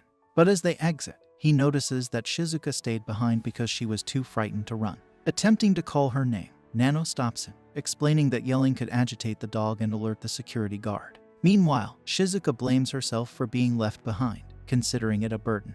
Then, she recalls Hikari's situation and Rintaro's commitment to giving his all to rescue her. Shizuka declares her intention to do the same, willing to give her best to help. She decides to lie down on the ground, offering herself as a sacrifice. Surprisingly, the dog approaches her and starts licking her. Nano clarifies that the dog doesn't seem interested in attacking Shizuka. In simple words, animals have a natural instinct to protect the weak, much like they would care for their own baby. However, Kurin questions whether this instinct extends to anyone invading their territory. Nano explains that Shizuka's extraordinary weakness overwhelmed the dog's territorial instincts. Rintaro reminds them that the dog will still be upset if they attempt to enter. Nano suggests having Shizuka gouge out the dog's eyes when she gets the chance, but Rintaro opposes this idea of animal abuse, especially since both the cat and the dog belong to Hikari's family. Kusari takes out one of her drugs, declaring that she will remedy the situation. Seeing this, Rintaro inquires about the type of drug it is. She explains that it is a medicine that instantly puts any animal to sleep. She instructs Shizuka to use the medicine. However, instead of giving it to the dog, Shizuka takes it herself. With her unconscious, there is no one else who can move around the house, but the dog continues licking her and inadvertently consumes the rest of the medicine in Shizuka's mouth. With that, they regain access to the house. They wake Shizuka up with the reversal medicine. As they progress, they encounter the cat once again. An alarm starts going off, and Rintaro observes that there is no way to escape down the hallway due to its extensive nature. Security guards arrive, and upon seeing the cat, they deduce that it was the one that set off the infrared sensors. Rintaro and the girls come out of hiding, and Nano explains that without infrared vision goggle, they have a 99% chance of failing the mission. Kasari takes out some eye drops, which actually has effect to give infrared vision. Rintaro thinks that this anime plot is really unexpected and convenient. But Nano explains that the chances of the Big Bang happening and them being here are even smaller, so he shouldn't be overly concerned about such a small coincidence. When he attempts to put the eye drops in his eyes, Kusari informs him that the medicine's side effect is temporary total blindness, except for infrared. Upon hearing this, he complains, stating that she should have warned him about this beforehand. And then Karen takes the paper from Kasari, and the girl quickly collects the paper, showing some discomfort in letting them read what's on it. But Nano had already read the address that was on the paper, and the address was for a team of foreign research, and with a large pharmaceutical laboratory. Upon hearing this, Karen remembers that Kasari wanted to be part of Dream Research Team, and Nano explains that if she doesn't post her application later that day, she will miss the deadline, and then Rentaro questions whether he really should have used her eye drops. And Kasari explains that even after she caused problems for Hikari because of her medicines, she continued to be his friend. Because of that, Kasari considers her more important than the research team. She assures them that the medicine will take effect soon, and they must prepare to save Hikari. Rentaro listens to her and realizes that each one of them loves Hikari and is doing their best. He gets all serious about saving her. But when Rentaro opens his eyes, he sees a bunch of infrared lights and realizes that it is impossible for even Tom Cruise. After some careful observation, he realizes that the ceiling is clear. After all, they can't put sensors where the chandeliers are. And Rentaro says they can pass through there. But Karen asks him how they are going to get up there, and upon hearing this, he realizes that it will actually be very difficult to get there for him, as the corridors are very wide, and therefore it would be impossible to climb the walls. However, Nano explains that it would still be possible to climb the walls with two people having enough strength, and because Rentaro is the only man there, she says that this wouldn't work. But when looking to the side, she remembers the disproportionate strength that Karen has. So she ties them both in the hallway so they can reach the ceiling. And when they get past the sensors, Rentaro says that now they just need to cross the hallway, and on the way, he comments that her clothes are much smoother and softer. And in order not to reveal that he is in contact with her skin, Karen lies, saying that the fabric of her clothes is just like that. And he explains that he is not able to differentiate things, as he is only seeing the sensors, and then he decides to keep walking. But Karen blushes and mentally asks him to stop rubbing his cheek against her belly. Seriously, what is that face and movement? Finally, they manage to pass through the sensors without being caught. But Karen wonders why she was acting like that and thinks that it might be because she is in the house of the horny dog. Rentaro asks the other girls to hide outside, to be ready when they escape. And as they go a little further, they reach Hikari's room. When she opens the door, Karen finds her crying and looking at their photos. Then the alarm rings once again, and Rentaro understands that that door was equipped with an alarm to prevent Hikari from escaping. She asks why they are there, and Rentaro says that they came to rescue her. But looking back, he notices that they have been surrounded. Hikari's mother enters the room and asks what the two are doing there. Meanwhile, the girls stay outside and notice a sudden silence in the mansion. Then one of the security guards hears a noise and goes to check what's happening. They quickly hide and imitate a cat to avoid being discovered. As for Rentaro, he is taken to talk to Hikari's mother. She comments that this is the first time they have come face to face. She introduces herself as Hanazono Hihari and says that she will let them go just because they are friends of her daughter. However, she makes it clear that they will be restrained if they try to do anything suspicious. Then she asks if there is some special ability in his eyes, and Rentaro says no. Afterward, he decides to be more direct and asks Hihari to let him have a relationship with his daughter. He guarantees that he will keep her happy, but Hihari says he won't convince her with empty promises. She then explains a little about her life. She tells them that when Hikari was born she was only 13 years old, and she says that she had a daughter so early because her husband had a terminal illness. In that, she decided to get pregnant by him to have one last memory of her husband. And to do so, she had to risk artificial insemination and childbirth at 13 years of age. However, Hihari tells them that although she had a very reckless attitude, Hihari states that this is already a recurring thing in her family, as Hikari also goes blind when she is in love, believing that love is the only way to a happy life. However, her beloved died, and from that day on, she dedicated her life to taking care of Hikari. And because she loved her daughter very much, she became her only ray of hope. However, Hikari says that her daughter won't be able to replace the void her husband left. And then she started to question whether being a single mother was really the happy life she wanted for herself. And because of these uncertainties, she wants to protect Hikari from experiencing this regret too. And she explains that her daughter won't be able to realize this on her own, just as she herself didn't realize it when she was younger. And for that reason, she wants to open her eyes before it's too late, because for Hihari, there is no way her daughter can be happy next to a man who loves 5 girls at the same time. And with that, she ends by saying that he's not separating the two just for emotional reasons, but based on his own experiences, and that's why he won't be able to change her mind with just words. And upon hearing this, he starts to cry, and then Karen tries to calm him down and tells him to not fall for it. But Rentaro says that he understands her mother's side because, like Hikari, he also doesn't want to make Hikari regret anything.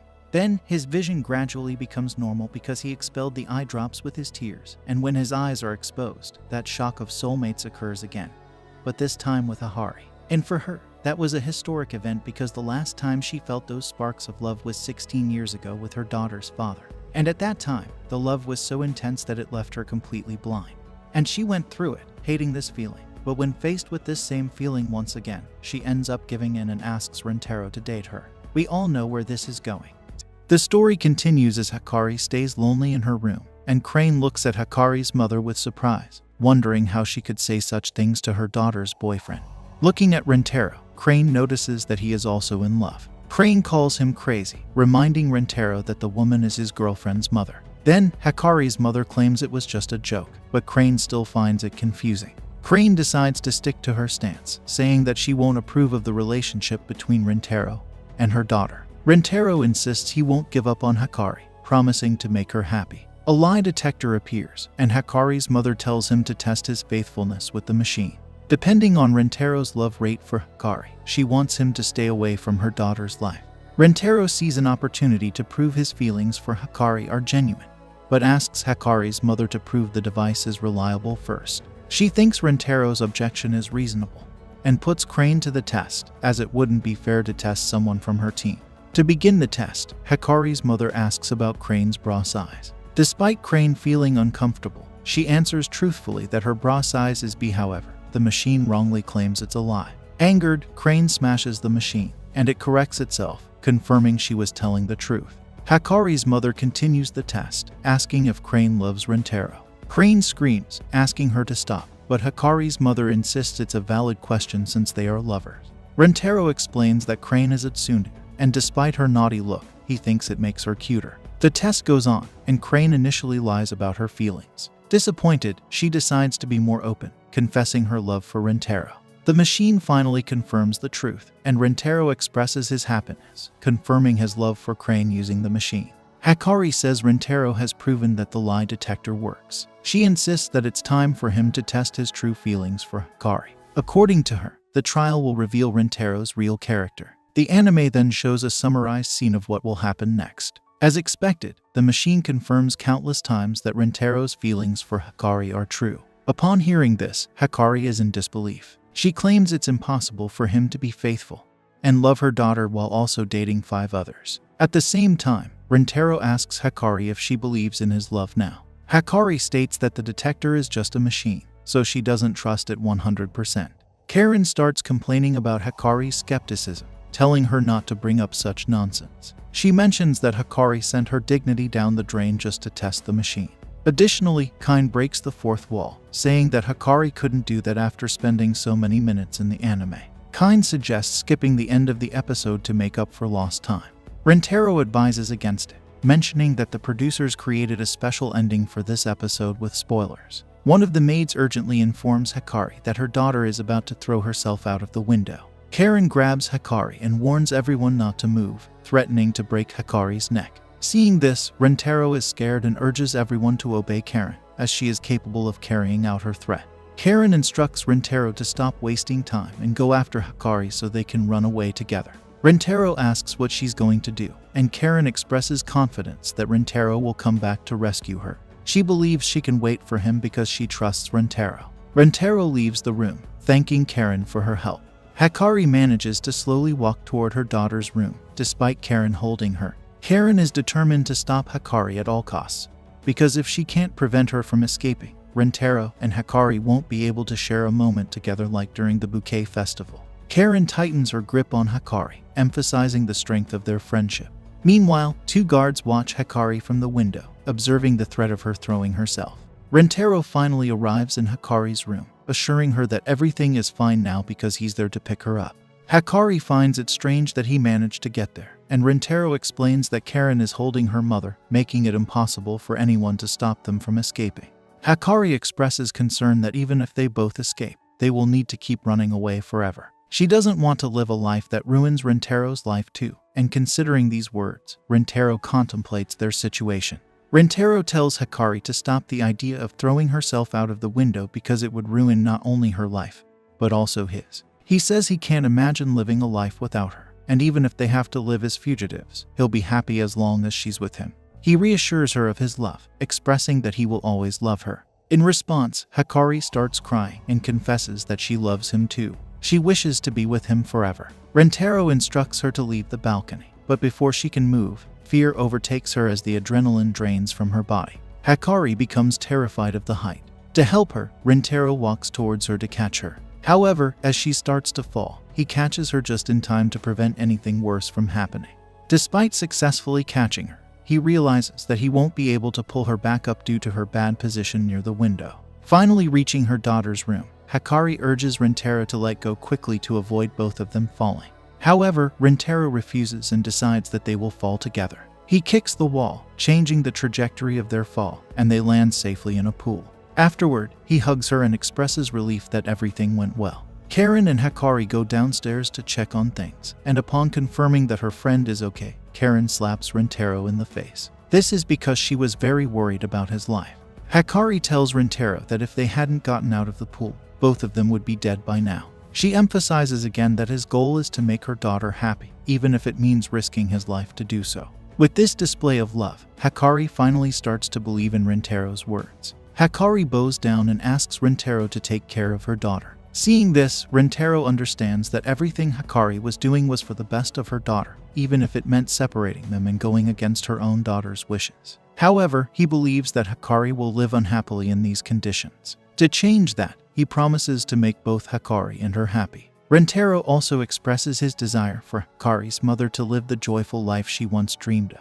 Hikari's mother then asks if that would be his answer to the statement she made before. Rintaro affirms, saying yes, and mentions that it would be an honor to date her too. Upon hearing this, Hikari is curious when her mother declared herself to him. Embarrassed and unsure of what to say, Hikari's mother simply hugs him. After that, Hikari invites the girls to a bath. While in the bath, they notice the giant bathtub and casually comment on its size. The conversation takes an unexpected turn when Kasari starts talking about Hari's chest, suggesting it's quite large. Hikari responds by mentioning her daughter, insisting she's not left behind in that aspect. To level the playing field, Kasari takes a potion that transforms her into an adult, sparking jealousy in Crane. Crane, feeling uneasy, decides to leave the bath and heads to Rintaro's room. When Rintaro sees her with her belly exposed, he blushes and informs her of the wardrobe malfunction. Crane quickly covers herself, teasing Rintaro about his reaction. She brings up a past memory when Rintaro had his face against her belly, asking if he remembers. Rintaro, flustered, denies noticing and claims he did it to prevent them from falling. Crane, seeking revenge, playfully throws him onto the bed and rubs her face on his stomach. Rintaro jokingly comments that it feels more like a reward. As they share a private moment, Kasari unexpectedly opens the door, and the two pretend to be training together. After the incident, Hikari announces it's time for a sleepover. The girls find Hikari's clothes strange, and she explains that her mother loves cute things, immediately putting costumes on them. The girls are instructed to get dressed quickly, and when Rintaro sees them, he blushes and compliments their appearance. Hikari singles out Kasari and Shizuka, saying their clothes are the highlight. Rintaro and Hikari are taken aback, with Rintaro joking that they've made the universe blush. To add to his surprise, Kasari and Shizuka give him a joint kiss. Meanwhile, Hikari decides to go to the kitchen to drink water, and Rintaro offers to accompany her. On the way, she apologizes for her earlier excitement, and Rintaro understands that it was due to her suppressed feeling. He reassures her that there are plenty of enjoyable things ahead for them. Hikari blushes again and invites him to her room. They goes to room and start having fun. Meanwhile, Karen begins to miss Rintaro. Shizuka notices that they're taking quite a while to get water, making Hikari suspect that something might be wrong. Even though they're talking about her mother, Karen feels it's getting to be too much. Hikari decides to check on them and rushes towards the two. When they enter the room, they find Rintaro dressed up in cosplay as a girl. This excites all the girls, and they thank Hikari for the idea of dressing him as a woman. On the other hand, Rintaro turns red with embarrassment and falls to the floor in shame. Seeing him like this, Hikari gets worried and lies down on his chest. Hikari assures them that she can bring him back to life, but will need Nano's help. After a 5-minute wait, Nano appears with a prince to awaken the sleeping beauty, in this case, Rintaro. However, Nano is dressed as a man, surprising and freaking out all the girls. Hikari explains that only a kiss from a prince can wake the princess from her sleep. Nano takes Rintaro in her arms and kisses him, and as expected, he wakes up. Hikari is all silly about witnessing the scene, and Hikari goes to her to control her, mentioning that she is drooling. Karen joins in, stating that she's also drooling over the scene. Finally, Rintaro gets angry, takes off his wig, and declares that he's going to take a bath. Later, a maid shows up with a rope. Hahari and her daughter decide to go to the bathroom, planning to spy on Rintaro while he takes a shower. However, Karen thinks it's a bad idea and advises against it. Kasari, on the other hand, is excited about the idea, admitting that she's never seen a boy naked before. Nano supports Kasari, saying it makes sense to observe her partner's body to prepare for what's to come. Everyone is eager to see Rintaro, and Karen decides to join in, although she clarifies that she's not interested in seeing his body. As they get close to the bathroom door, Shizuka enters and questions if they shouldn't be afraid of disappointing Rintaro. Nano reassures her that nothing will happen if he doesn't know, but Shizuka is still scared. Hahari believes the guilt is too much for Shizuka to bear, so they decide to detain her. Hikari promises to bring back memories for Shizuka. Meanwhile, Rintaro suggests that the girls might try to take secret pictures of him. To avoid that, he decides to stay wrapped in a towel. When Kasari reaches the window, she realizes she can't see well because the glass is fogged up. Trying to get a better look, she puts her face closer to the window. When Rintaro sees her, he gets scared, thinking Kasari looks like a ghost. Karen quickly pulls Kasari back up, and when Rintaro looks back, the mysterious figure is gone, bringing him a momentary sense of relief. However, a drop of water drips on Rintaro's back, startling him again. In a hurry, Rintaro washes faster to get out of there as soon as possible. Suddenly, another mysterious person appears, watching him from the window. The situation becomes more mysterious and suspenseful as Rintaro tries to navigate the unexpected events in the bathroom. We then see Shizuka, who remains trapped and can't free herself. She worries that if she stays like this, the girls will embarrass Rintaro to the point where he'll feel guilty and ask for a punishment, like being dragged around the city as he lacks scruples. On the other side of the story, the girls give in to lust, burdening Rintaro with a heavy sense of guilt. They contemplate dragging themselves around the city as a form of self-condemnation. In the tragic end, Shizuka finds herself crying at Rintaro's grave, but she doesn't want to live like that. She attempts to break free again to stop the girls, but all she can do is roll away. Meanwhile, the maid shows the girls the attic, and Hahari suggests it as an alternative route to reach the bathroom and spy on Rintaro. They embark on their mission, and the maid wishes them good luck. Karen starts worrying about potential rats in the attic, but Hahari reassures her, mentioning that her team always keeps the place sanitized. Suddenly, Hahari feels something touching her leg and, in fear, drops her cell phone. Hikari also feels something and starts screaming. Amidst the despair, it turns out to be the family cat, and Nano tries to divert her focus from the mouse by recalling the numbers in Pi's formula. As for Shizuka, she encounters a ladder on her way, obstructing her progress. Despite the obstacle, she believes she needs to go through with it to save the world. She starts counting to 3, but as she finishes, she feels her heart beating fast with fear. She realizes she still needs to mentally prepare herself for the challenging task ahead. Suddenly, the family dog barks. Shizuka gets scared and rushes down the stairs. In the process, she manages to free herself from her clothes. Shizuka rolls away to the bathroom where Rintaro is taking a shower. Already frightened, Rintaro is startled by her sudden arrival. However, he quickly realizes that the girl is Shizuka and not a ghost. Concerned, Rintaro asks if she is okay, but in his carelessness, the towel on his body falls off, exposing himself. Seeing this, Shizuka falls back, and Rintaro catches her to help. Suddenly, the other girls appear in the bathroom, claiming they were just playing hide and seek there. Karen insists they weren't trying to spy on him. However, the other girls are outraged by such a ridiculous excuse. Rintaro, although somewhat understanding, scolds them to prevent any similar incidents, emphasizing the potential for harm. After the scolding, they decide to play cards together. During the game, Hahari accidentally touches Rintaro and apologizes. However, Karen notices Hahari's attempt to create a romantic comedy atmosphere and tells her to stop. Nano suggests that playing cards is what they should be doing. Suddenly, Hahari remembers something she needs to do and leaves the place. Rintaro senses that something is wrong, but when he tries to follow her, he ends up getting lost in the mansion.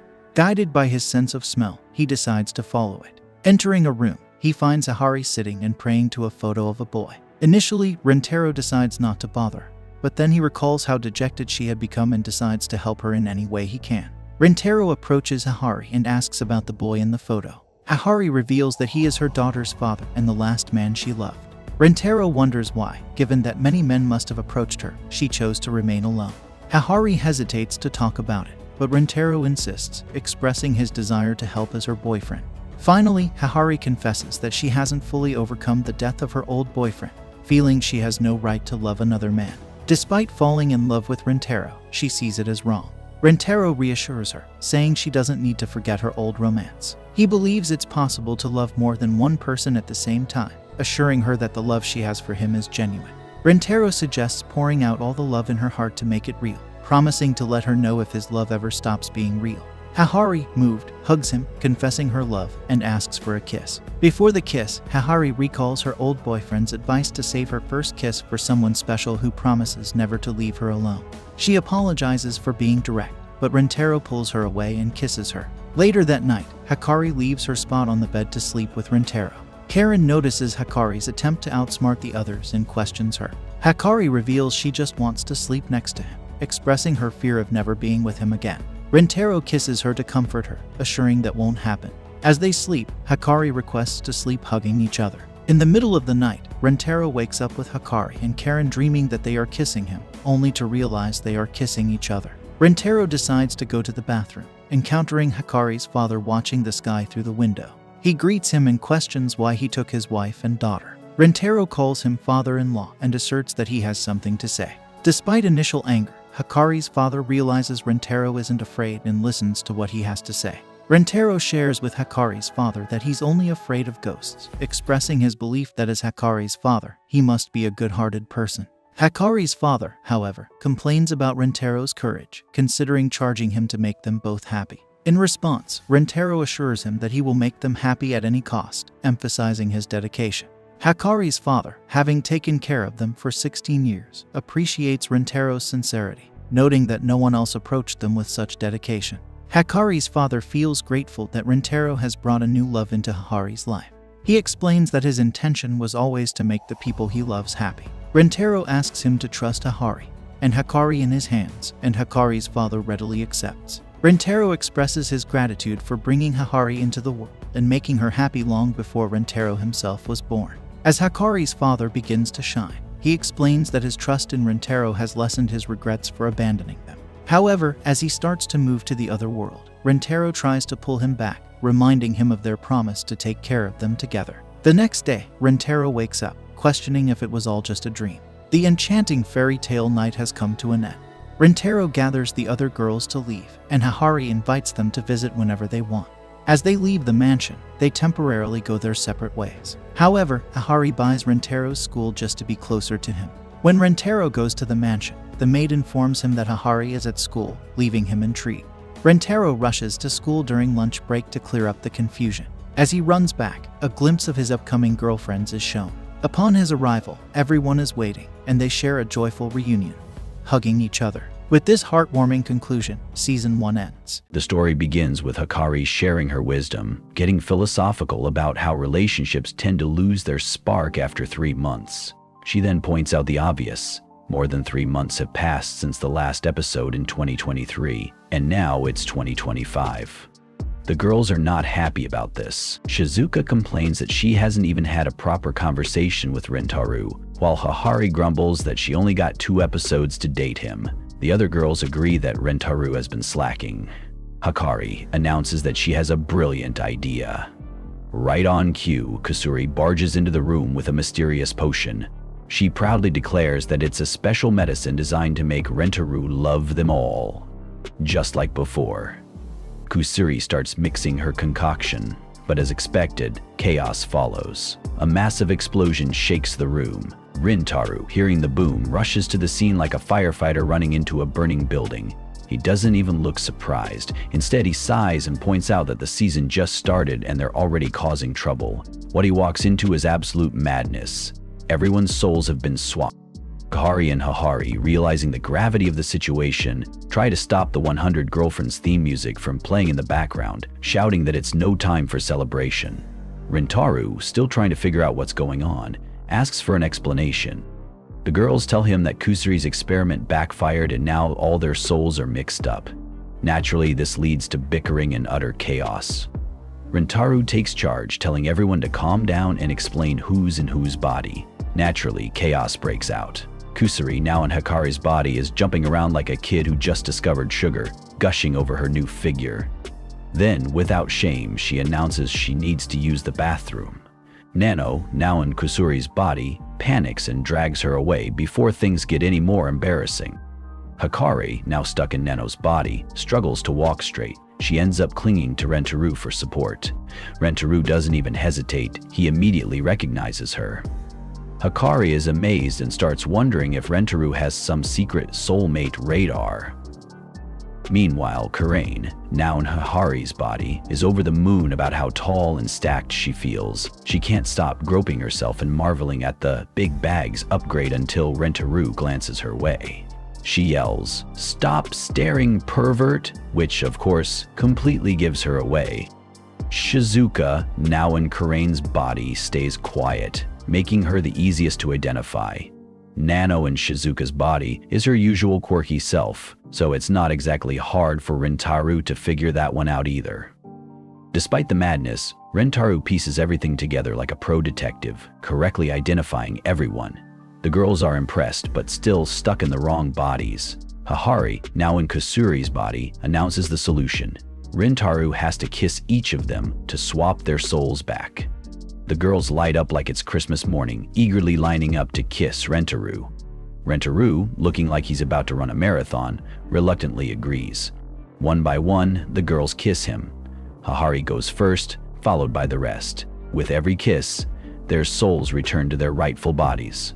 Rentaru, on the other hand, looks like he just ran out of battery by the end of it. The girls, back to normal, are thrilled and act like they didn't just drain the life out of him. Just as things settle down, a new girl enters the picture. At a shop, Rentaru and a middle schooler reach for the same item at the same time. Their hands touch, and the soulmate spark strikes again. Rentaru instantly realizes she's his 7th soulmate. The girl, annoyed, snaps at him for being weird. She accuses him of having a problem with junior high students. Rentaru, trying to keep the peace, apologizes, but she storms off to a park. Not one to give up, Rentaru follows her and offers her a piece of toast. The girl looks at him like he's offering poison, refusing to take it, but her growling stomach betrays her and she reluctantly accepts. While eating, she insists she's not impressed, even as she scarfs it down like it's the best thing she's ever had. She finally admits she was cranky because she was starving and apologizes for snapping at him earlier. Later, the girl, Kurumi Nana, is seen obsessing over a specific sandwich that everyone in her class has been talking about. She searches the cafeteria for it, but it's sold out. Rentaru shows up just as she's about to blow a gasket. She snaps at him again, but Rentaru just shrugs and mentions that he loves sandwiches because they're fun to eat. This only makes her more annoyed, and she storms off, muttering about how everything always goes wrong for her. By the end of the day, Rentaru surprises her with the very sandwich she's been craving. She hesitates but eventually takes it. After a bite, she's blown away by how good it is. When she asks how he made it, Rentaru explains, even showing her the burn on his hand from cooking it. Kurumi, feeling guilty, softens and asks why he's being so nice. Rentaru explains that watching her enjoy food makes him happy, adding that she doesn't just eat to survive, she truly loves it. Kurumi blushes and shyly admits food tastes better when she's with him. Gathering her courage, she asks Rentaru to be her boyfriend so they can eat together every day. Rentaru, completely touched, agrees. Later, Rentaru introduces Kurumi to the rest of his girlfriends. The girls tease him, with Karain joking about how his taste in girlfriends gets more unique by the day. Rentaru fires back by calling Kurumi his hungry girl. Kurumi, not one to back down, boldly declares that she's only interested in Rentaru, shocking everyone.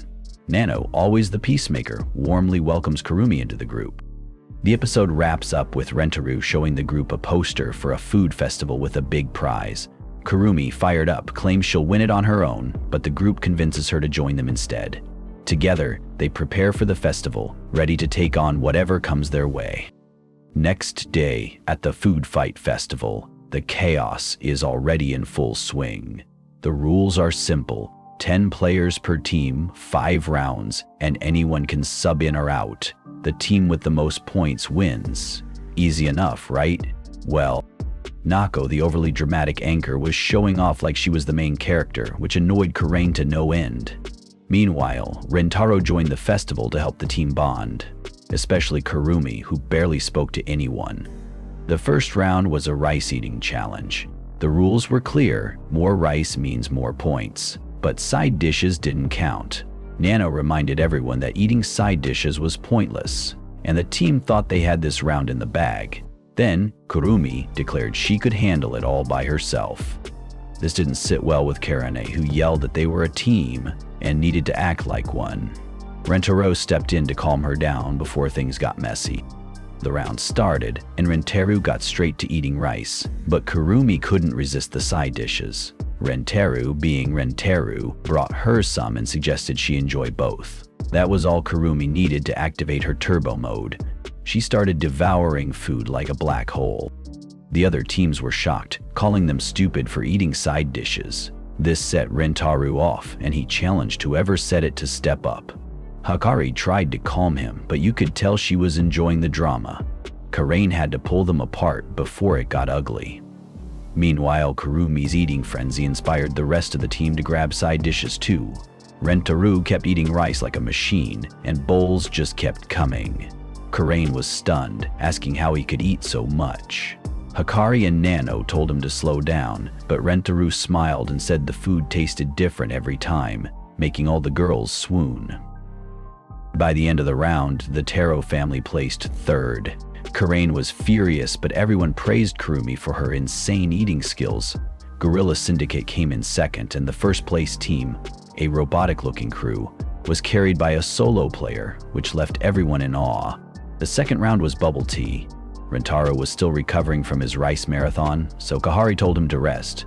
Kurumi, ignoring everyone's advice, insisted she'd handle this round too. Suzuka joined her, and they got to work drinking tea. At first they were fine, but 10 minutes in, the bubble tea turned into pure torture. Kurumi noticed Suzuka drinking carefully and realized she was perfect for this round. Meanwhile, Rentaro and Hikari cheered on their team, proud as ever. The third round was sushi. Nano joined Kurumi, and her eating style shocked everyone. She didn't even chew, just swallowed sushi whole like a pelican. When the round was almost over, Nano struggled with her last piece and ran off to another area. Nano climbed onto the anchor's platform and stole the show with her beauty. The audience was stunned, and all the boys fell for her instantly. Even I, your recap host, fell for her last season and still haven't recovered. Nano stylishly finished her sushi and secured second place, but she was clearly shaken. Rentaro, the hero, rushed to her side, gently picked her up, and carried her down like a prince in a rom-com. The third round was all about eating spicy mapo tofu. Kurumi was joined by Karane, who seemed perfect for this challenge since her fiery personality matched the dish. When the animator hinted at skipping details, Karane snapped, "Don't you dare cut my lines!" Kazuri calmly reminded her that they had limited running time. Next was the cake round, and Hare and Hikari joined Kurumi to help out. Everyone happily ate cake until they realized it was loaded with sugar. That's when panic set in. Too much sugar meant weight gain. Karain, unimpressed, scolded the team and sarcastically said, "If you eat too much sugar, the fat might even go to your chest." Inspired or desperate, two of the girls started shoveling cake into their mouths, hoping it would give them some extra cushioning up top. Apparently, even well-stocked shelves can always use more inventory. The round ended with Rentaro praising everyone's effort. Gorilla Syndicate, clearly confused, asked Rentaro how they managed to pull it off. Rentaro explained, "We're not doing this alone. We're working as a team. That's the power of love." Kurumi just stared at him, wondering what kind of romantic comedy he thought he was living in. As the final round approached, Kurumi, completely exhausted, asked how much longer this torture would last. Rentaro was busy massaging everyone's stomachs to help them recover, which led Kurumi to point out that he was probably in bad shape too. Rentaro smiled and said, "Once everyone's okay, I'll be fine too." Kurumi couldn't believe what kind of selfless guy she was dealing with. The final round was a ramen eating contest with the highest points on the line. Kurumi started the round solo since everyone else was too wiped out to join. She enjoyed the ramen at first, but started struggling halfway through. Gorilla Syndicate also struggled but refused to give up, rallying their team to keep going. The anchor announced that substitutions were allowed mid-round, so Gorilla Syndicate struck a dramatic pose and jumped back in. Then, just as quickly, an ambulance arrived. Gorilla Syndicate was eliminated, dramatically thanking everyone as they were wheeled out. It was hilarious, and probably not the best way to leave the competition. Now it was down to the solo player and the Rentaro family. That's when the big twist dropped. The solo player wasn't even eating. He was controlling a robot that was storing food in a hidden compartment. Yep, cheating. The guy declared he'd win no matter what and take the prize home. Both teams hit 25 bowls of ramen, but Kurumi started slowing down. The robot mocked her, saying she shouldn't have competed in every round. Feeling guilty for not meeting Rentaru's expectations, Kurumi began crying. The team quickly rallied around her, assuring her she wasn't alone. Kurumi insisted they shouldn't hurt themselves for her, but Hahari firmly told her, "You're our friend. We won't let you do this alone." The team dove back into the ramen. Meanwhile, the robot's storage bucket maxed out, forcing the guy inside to actually eat. As both teams raced to the finish, Rentaro whispered something to Kurumi with 5 seconds left, making her nervous. At the last second, Kurumi fed Rentaro the final bite of ramen. The robot operator couldn't handle it anymore and spat out his food. The Rentaro family won. The team celebrated with a trophy and ice cream. Kurumi apologized for being rude earlier, and the girls fed her ice cream as they all bonded even more. Later, Kurumi pulled Rentaro aside to thank him for helping her connect with everyone. She reminded him of his promise to let her taste something if they won. Rentaro assumed she wanted more food, but was caught off guard when Kurumi suddenly kissed him. Turns out, that was what she wanted to taste all along.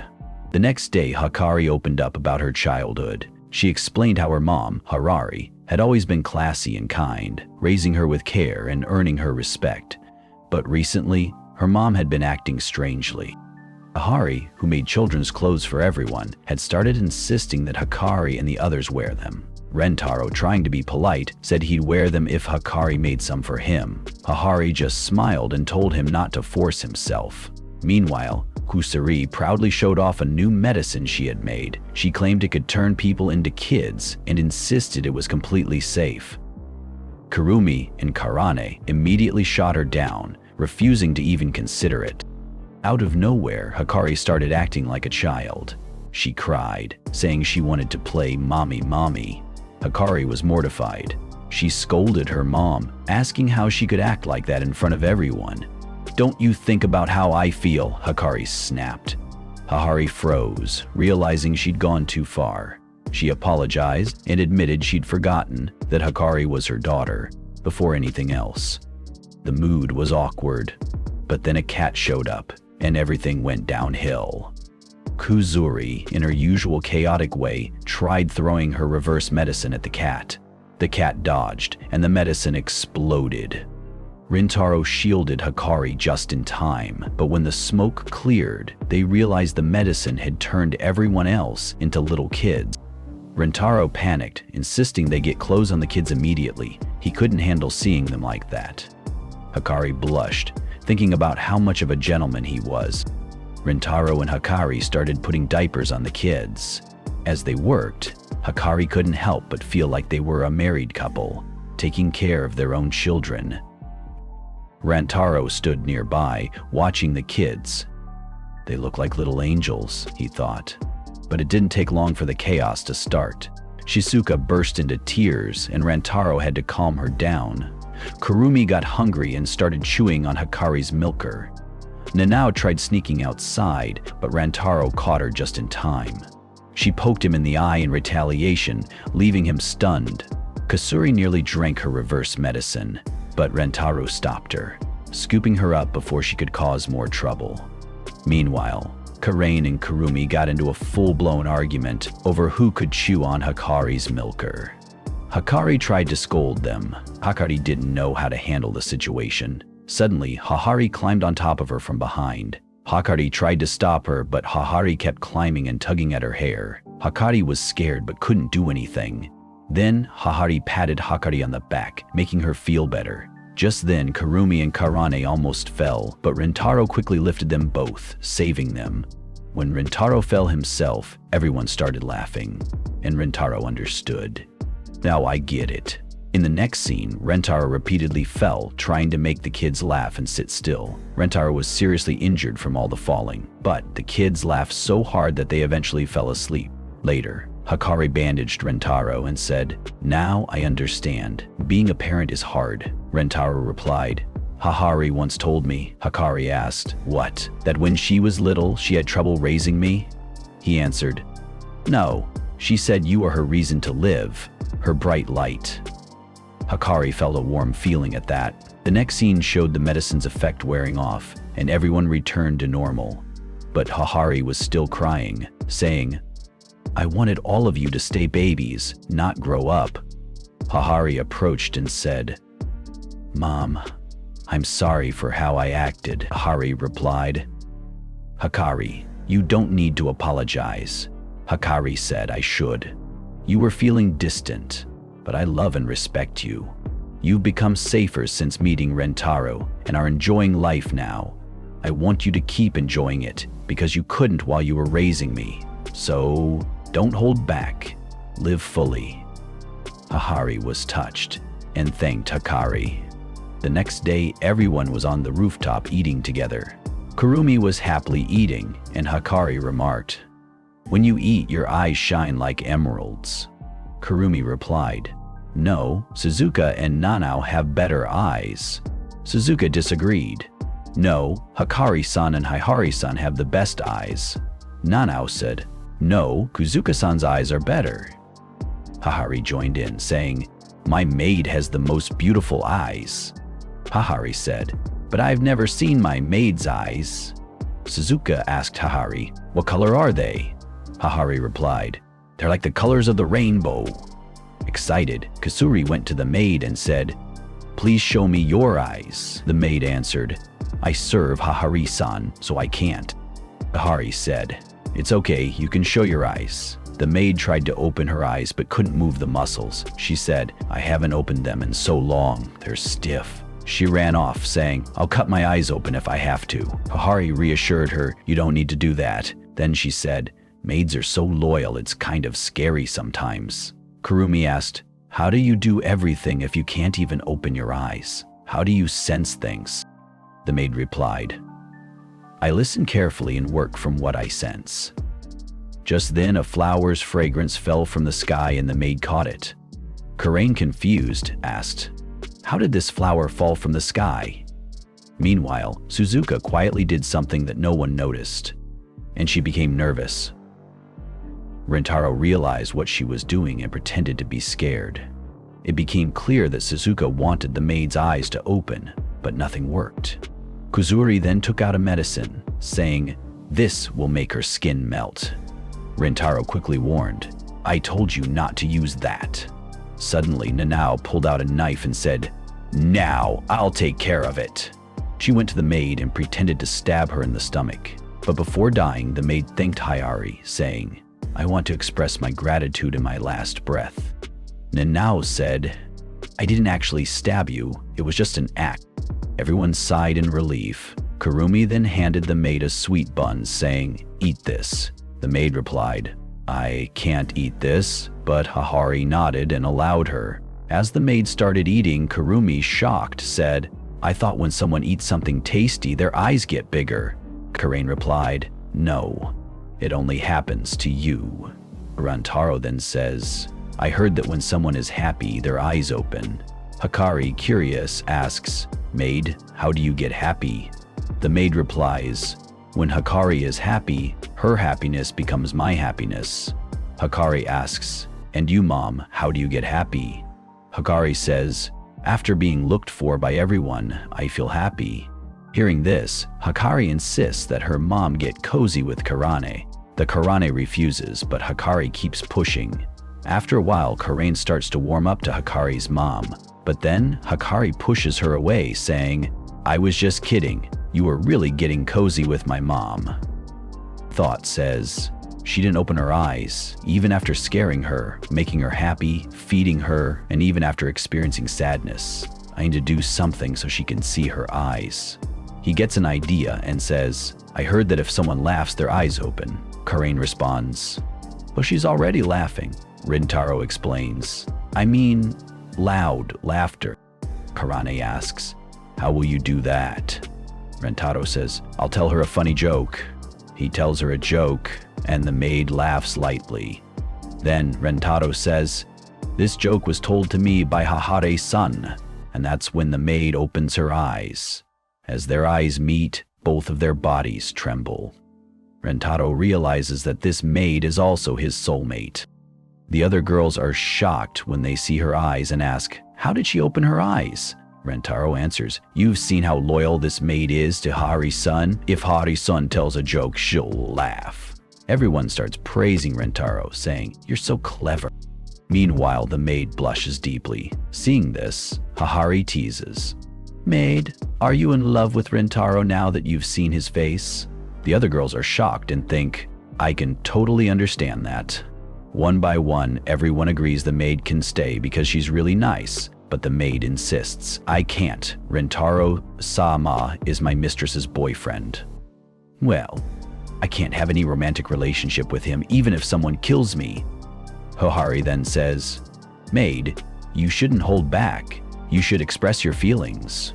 The maid finally says, "Rentaro-sama, I want to be in a relationship with you."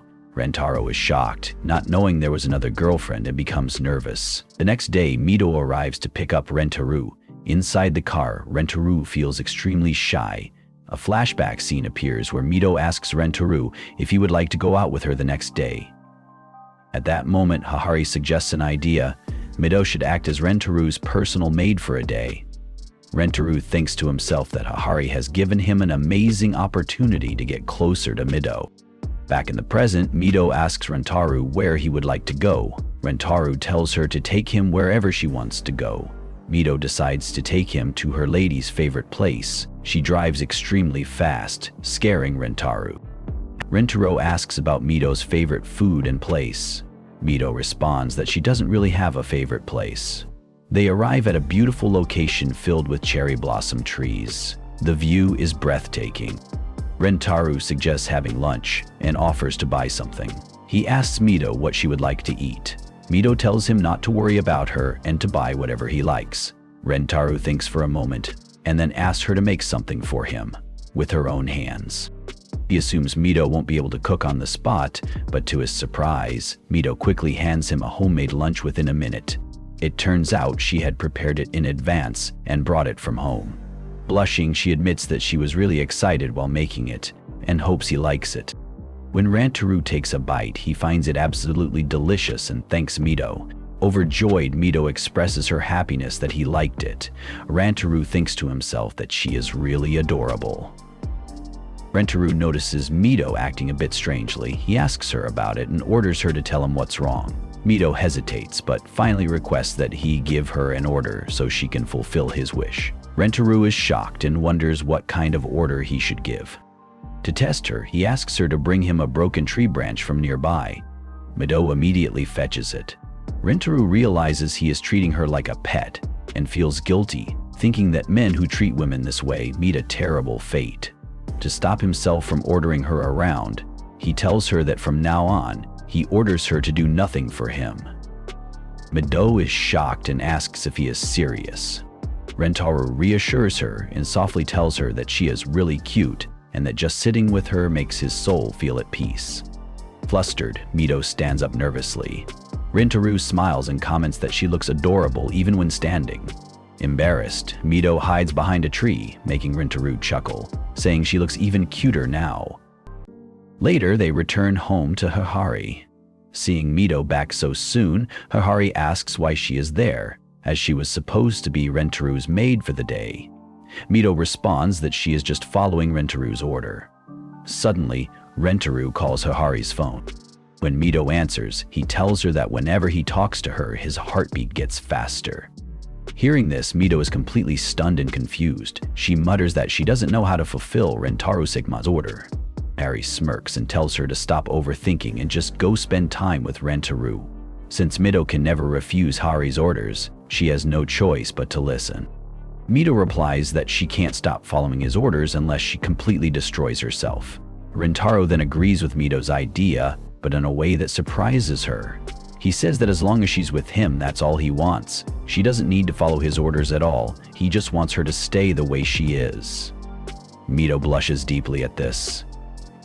The scene shifts to the past, where Mito was in a terrible state. Hahari, amidst heavy snowfall, finds her and asks, "Are you okay?" Mito responds, "My life is completely worthless. There's no purpose left in it." Hahari reassures her, "Don't worry, you will find a purpose to live. Your life will have meaning." Hahari saves Mito, who begins to cry. Back in the present, Rentaro expresses, "When you love someone and they are with you, that alone is enough. You being with me is more than enough." Mito becomes flustered and Rentaro adds, "I love you and I want you to always stay with me." Mito agrees, "All right, I'll fulfill your wish." Rentaro then shares this with everyone and the girlfriends warmly accept Mito. Hahari announces, "From today onwards, Mito is going to be our maid girlfriend." The girls, excited, all put on maid outfits, though Karain refuses. Since Rentaro wants everyone to wear them, Karain reluctantly agrees. The girls, now dressed in maid outfits, look stunning, even impressing Rentaro. Next, Hahari proposes a water gun battle. The rules are simple. Eliminate the other contestants, and the last dry contestant standing will receive a kiss from Rentaro. The mention of the kiss excites the girls. But Rentaro, blushing, says, "I'm not going to kiss everyone." Karain jokes, "Of course, you're only supposed to kiss the winner, not the losers." The game begins, and Karain tries to eliminate Mito, but Mito easily dodges. Mito attempts to eliminate Karain, but Karain escapes due to her hair. It's an exciting exchange, with Hahari praising Karain's skill. Then, Kusuri enters, soaking Karain and eliminating her. Kusuri celebrates her success, only for Nano to eliminate her next. Hahari, amused, takes a picture of the drenched Kusuri and Karain. Suddenly, Kurumi tries to attack Hahari, but Hahari dodges and soaks her, eliminating her. Nano then tries to eliminate Hahari, but Mito jumps in to protect her. This leads to a heated showdown between Nano and Mito, which is interrupted when Nano gets distracted by Suzuka. Suzuka, nervous, fires shots randomly, missing Nano completely. However, when Nano walks under some stray water droplets from Suzuka's random shots, she gets drenched, eliminating her. The same droplets fall on Suzuka, eliminating her as well. Now, only 3 remain: Mito, Hahari, and one other. Mito and Hahari point their water guns at each other. Hahari says, "Mother, step aside so I can take my shot. I've been waiting silently this whole time to see my enemies get eliminated."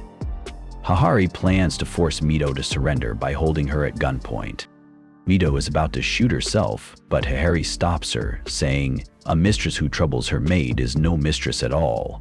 Then, Hahari shoots herself, shocking Mito. A gunshot rings out, and the others are left in suspense.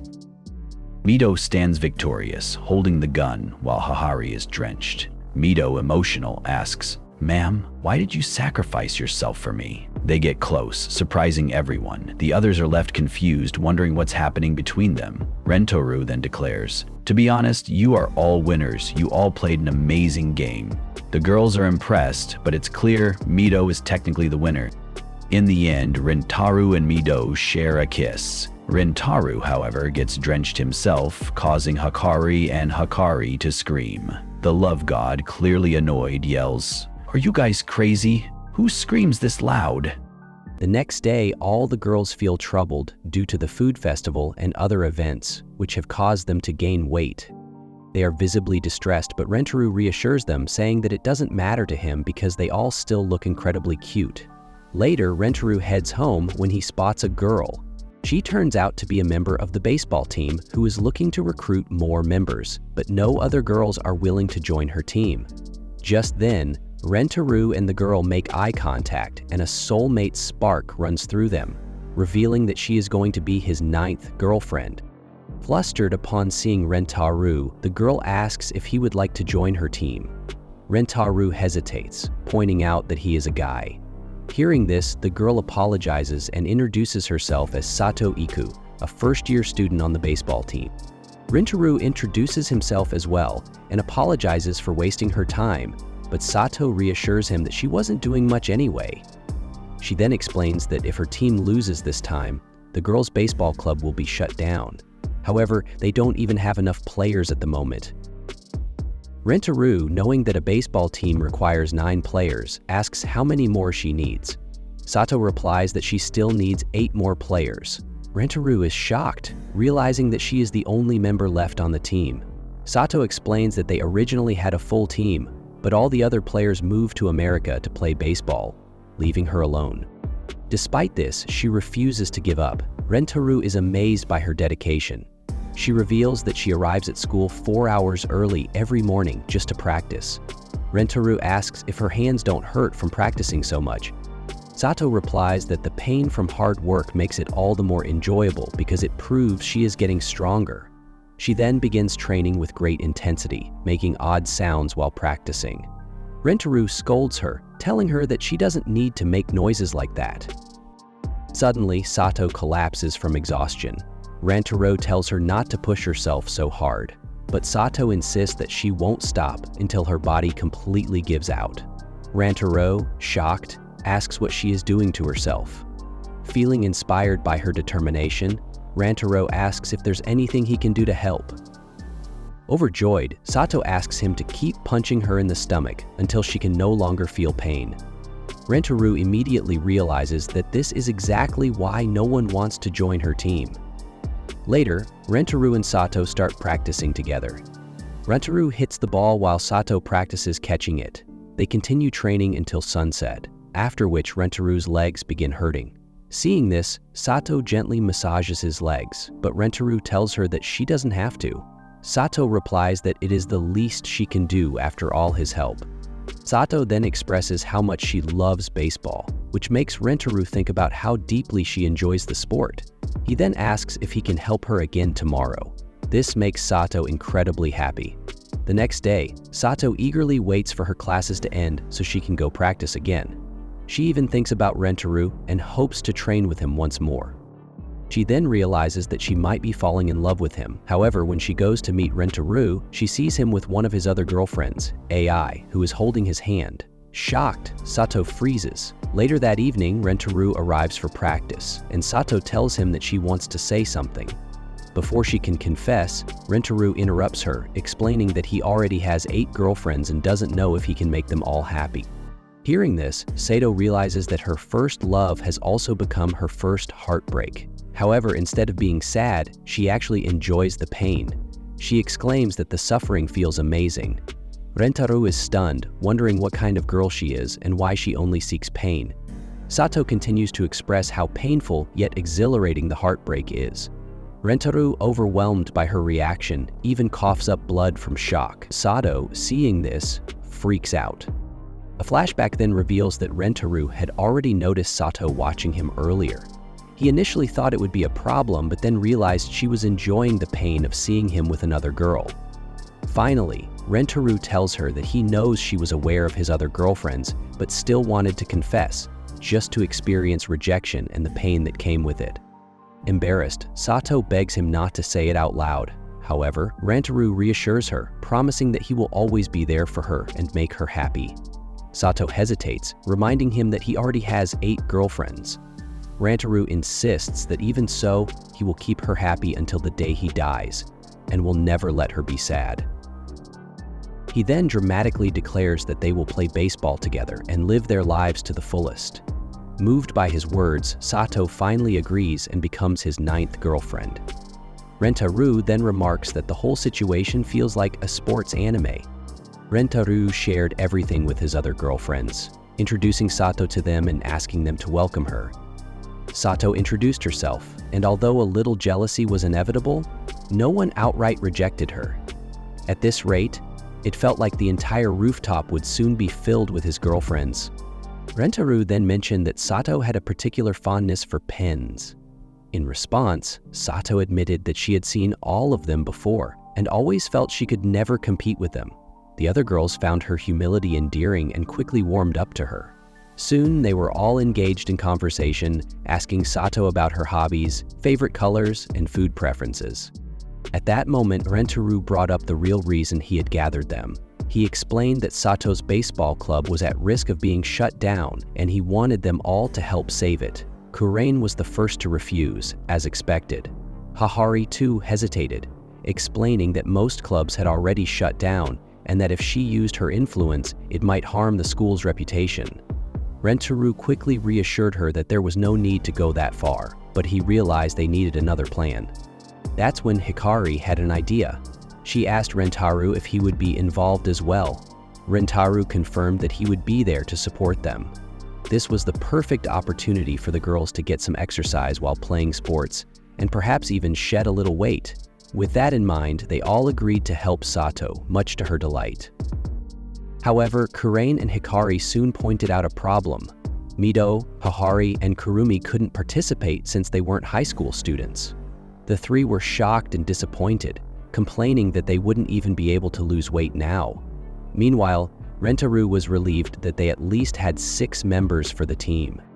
Kurane then reminded everyone that baseball was a team sport, which only strengthened Rentaro's resolve. He declared with determination that through the power of love, he would turn them into a real team. And so, practice began. Their first drill was catching practice. Kurain showed great skill, but Hahari's weak throws made it seem as though she had no energy at all.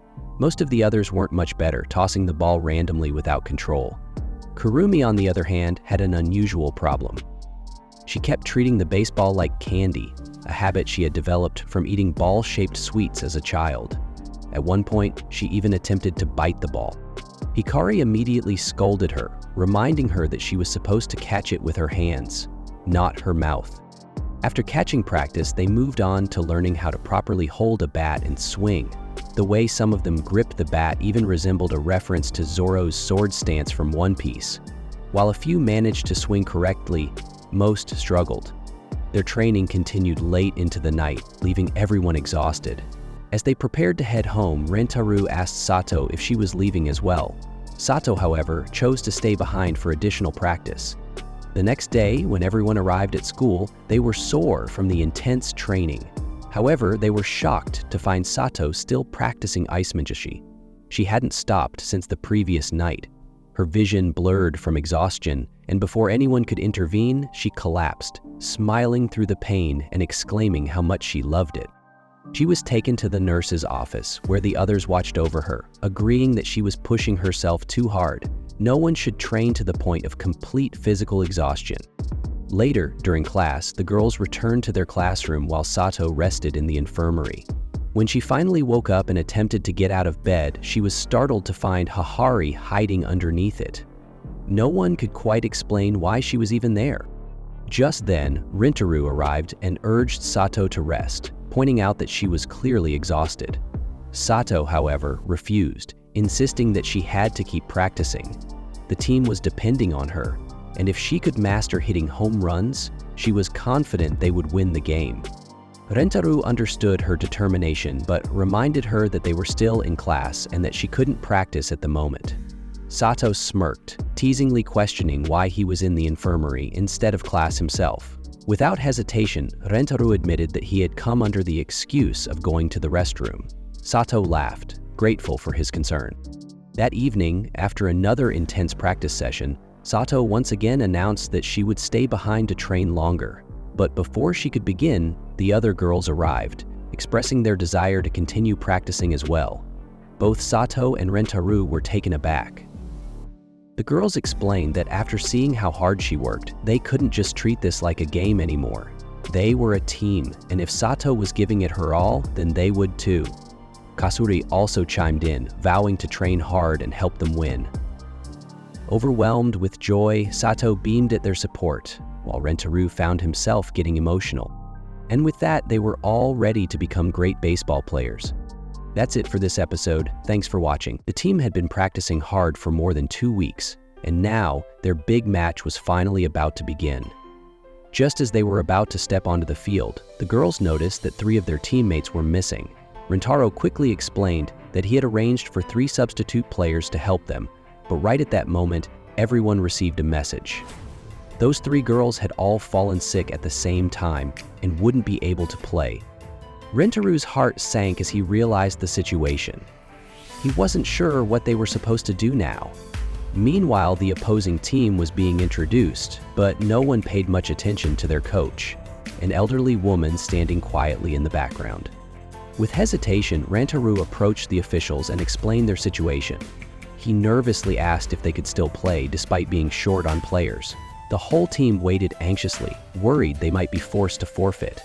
To their relief, the officials gave them permission, and the match officially began.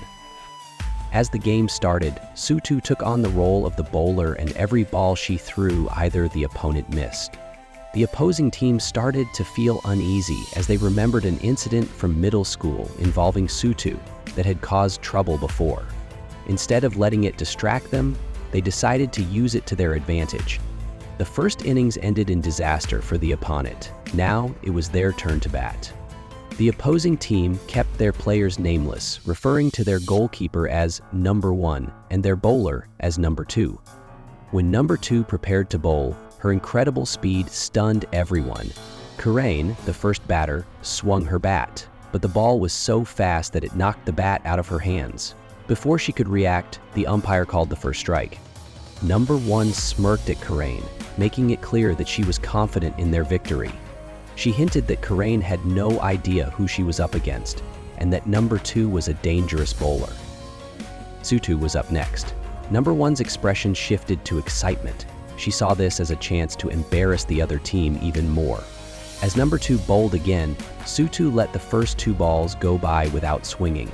Her teammates, including Rentaru, watched in confusion, wondering what she was planning. Number 1 leaned over and whispered something to number 2, signaling her next move. This time, the ball came at an unbelievable speed. Suto swung her bat with all her strength, but the moment it made contact, her bat snapped in half. She was out, and worse, she injured her hand from the impact. Number 1 grinned as she watched Sutu clutching her wrist in pain. She was convinced that Sutu wouldn't be able to play properly anymore. The opposing team started celebrating, believing that victory was already in their hands. Meanwhile, Rentaro's team rushed to check on Sutu, their spirits sinking as they realized how badly things were going. As the match continued, I took over as the bowler, but her lack of control allowed the opponents to keep scoring. By the time they switched sides again, the opposing team had a huge lead. Rentaru's team felt hopeless. Suto blamed herself for the situation, believing that if she hadn't been injured, they might have had a chance to win. Rentaru refused to accept defeat and tried to encourage his team, insisting that they still had a chance and couldn't give up yet. Meanwhile, number 1 was enjoying every moment. With Suto weakened, victory seemed certain.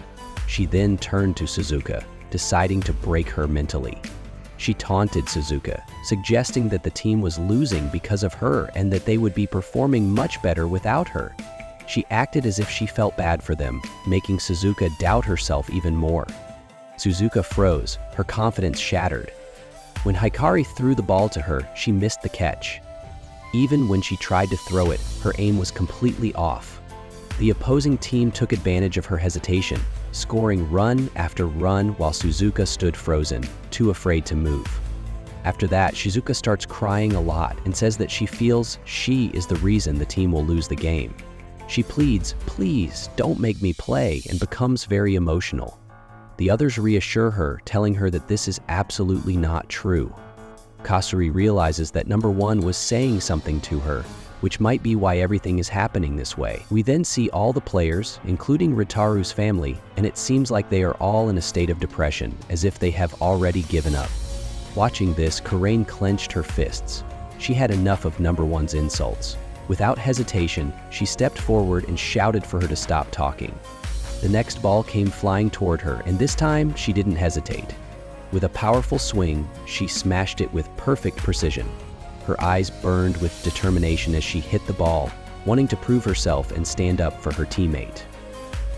At that moment, something unbelievable happened. Karain's entire body started glowing, as if she had awakened some hidden power. Hikari stepped up next, and just like Kurane, she began glowing too. With incredible power, she struck the ball and sprinted across the field at lightning speed. Rentaru, witnessing the unbelievable transformation, shouted with all his might, urging everyone to give it their all. One by one, every member of the team started glowing, their abilities reaching new heights.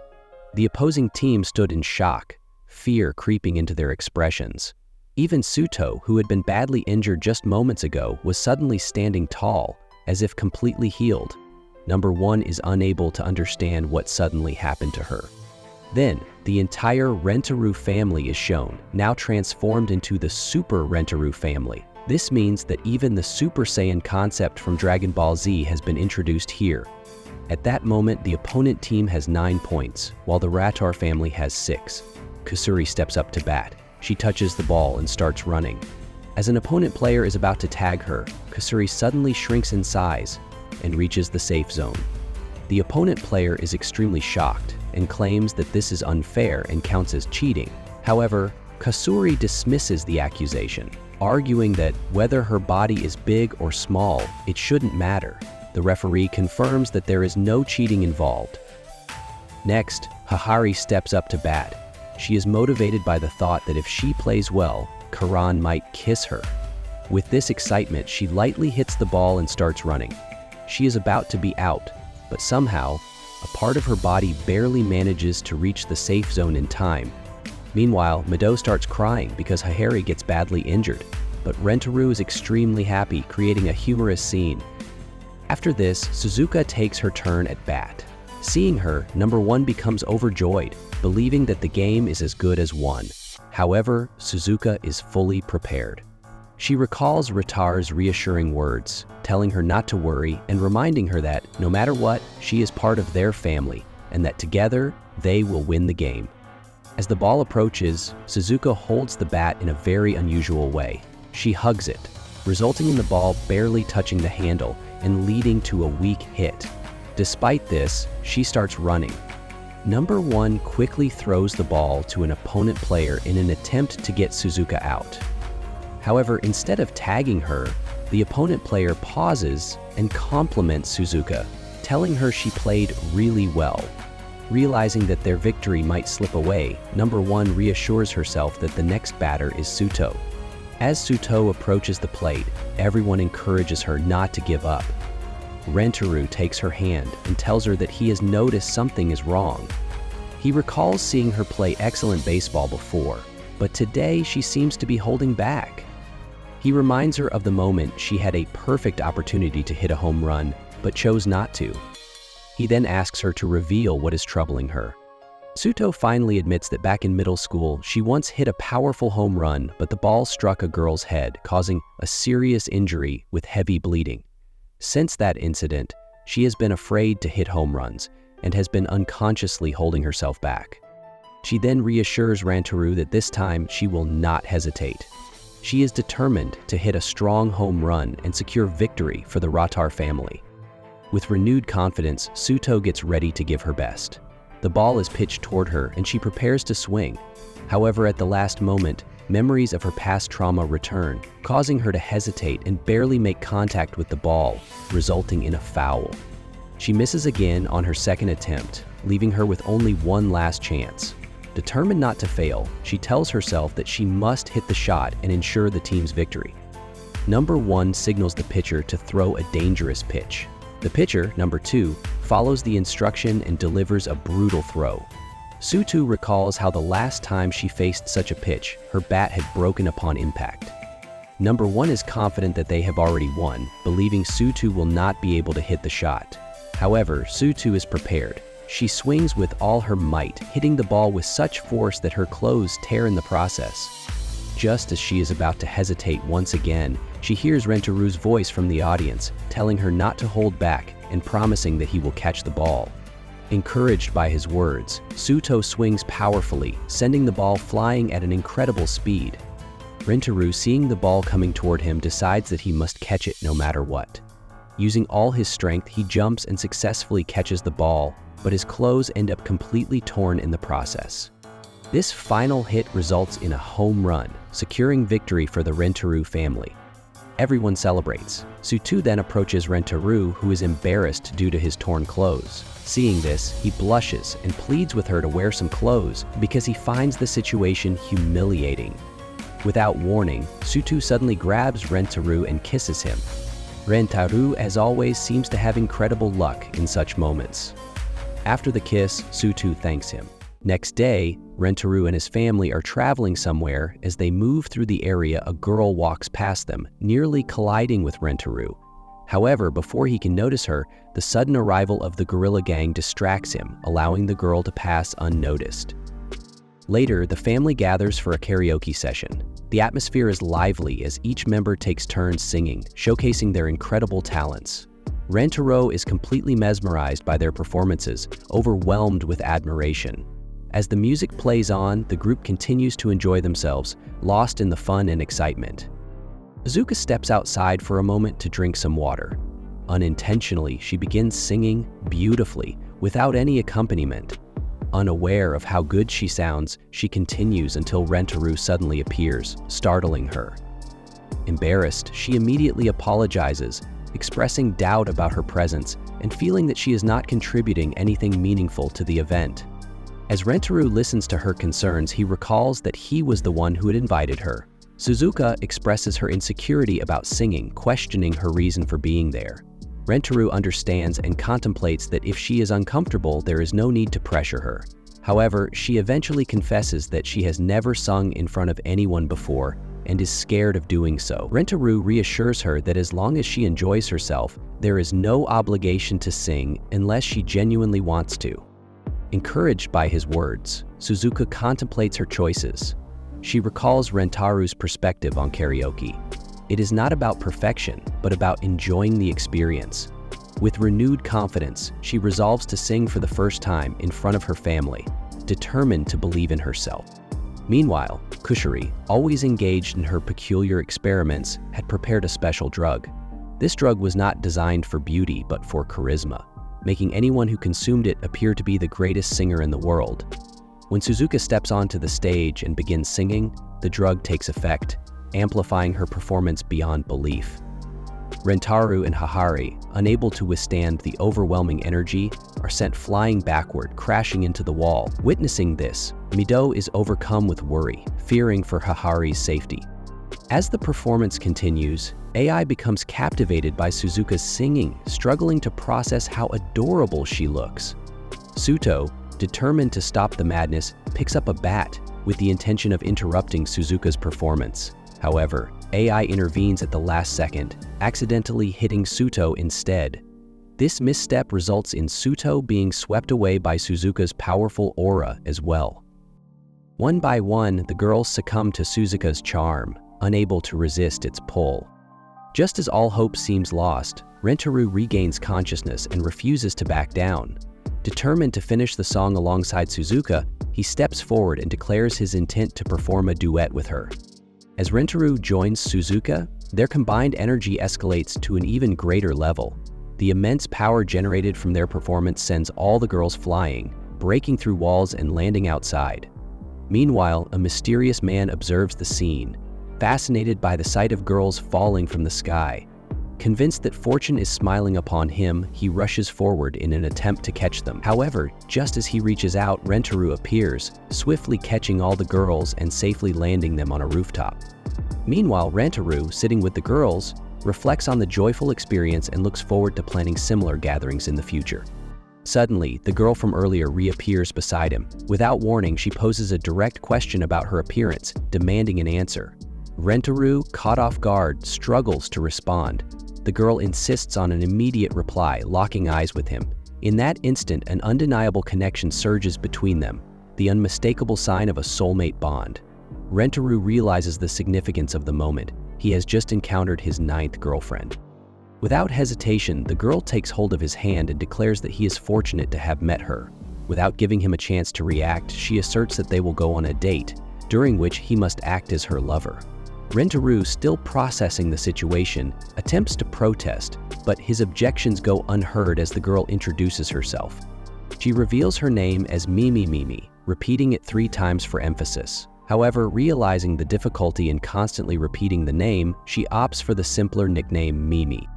Mimi was a second-year student, and Rentaro, a first-year student, introduced himself. She admired her own beauty, believing herself far more attractive than Rentaro, but was willing to tolerate his presence. Rentaro, feeling slighted, tried to defend his looks, but Mimi was confident she could improve his appearance. After some time, Mimi completed her work and eagerly admired the result. A transformed figure stood before her. Mimi was thrilled with the outcome, even admitting that he now looked quite handsome. Meanwhile, Rentaru was captivated by her red eyes, which triggered thoughts of AI. The realization made him shy. The shopkeeper handed over the bill, and Mimi casually remarked that looking handsome came at a price. Rentaru, unwillingly parting with his money, deeply regretted his decision. Later, they sat in a restaurant enjoying their food. Mimi, however, seemed fixated on Rentaru's ice cream. She hesitated to eat cold things, worried it might affect her beauty. Rentaro reassured her, complimenting her appearance, but then noticed people in the restaurant staring at them.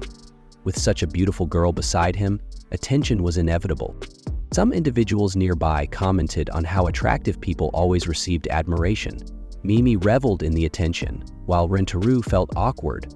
One of them mentioned that, despite everything, Mimi's expressions and mannerisms made her truly beautiful. She brushed it off, but then revealed that someone even more beautiful than her once existed. Rentaru was stunned. Was it possible? His mind immediately jumped to AI. Why was he even thinking about her now? Meanwhile, a jealous couple observed Mimi and dismissed her beauty as a product of expensive makeup. Rentaro wanted to shut them down, but Mimi handled it herself, confidently delivering a striking response. Rentaro recognized the line from a movie, and Mimi, with a smirk, claimed her beauty gave her the right to say it. She explained how she maintained her appearance, working part-time to afford beauty products and learning difficult languages to enhance her elegance. She measured her beauty by the jealousy she provoked.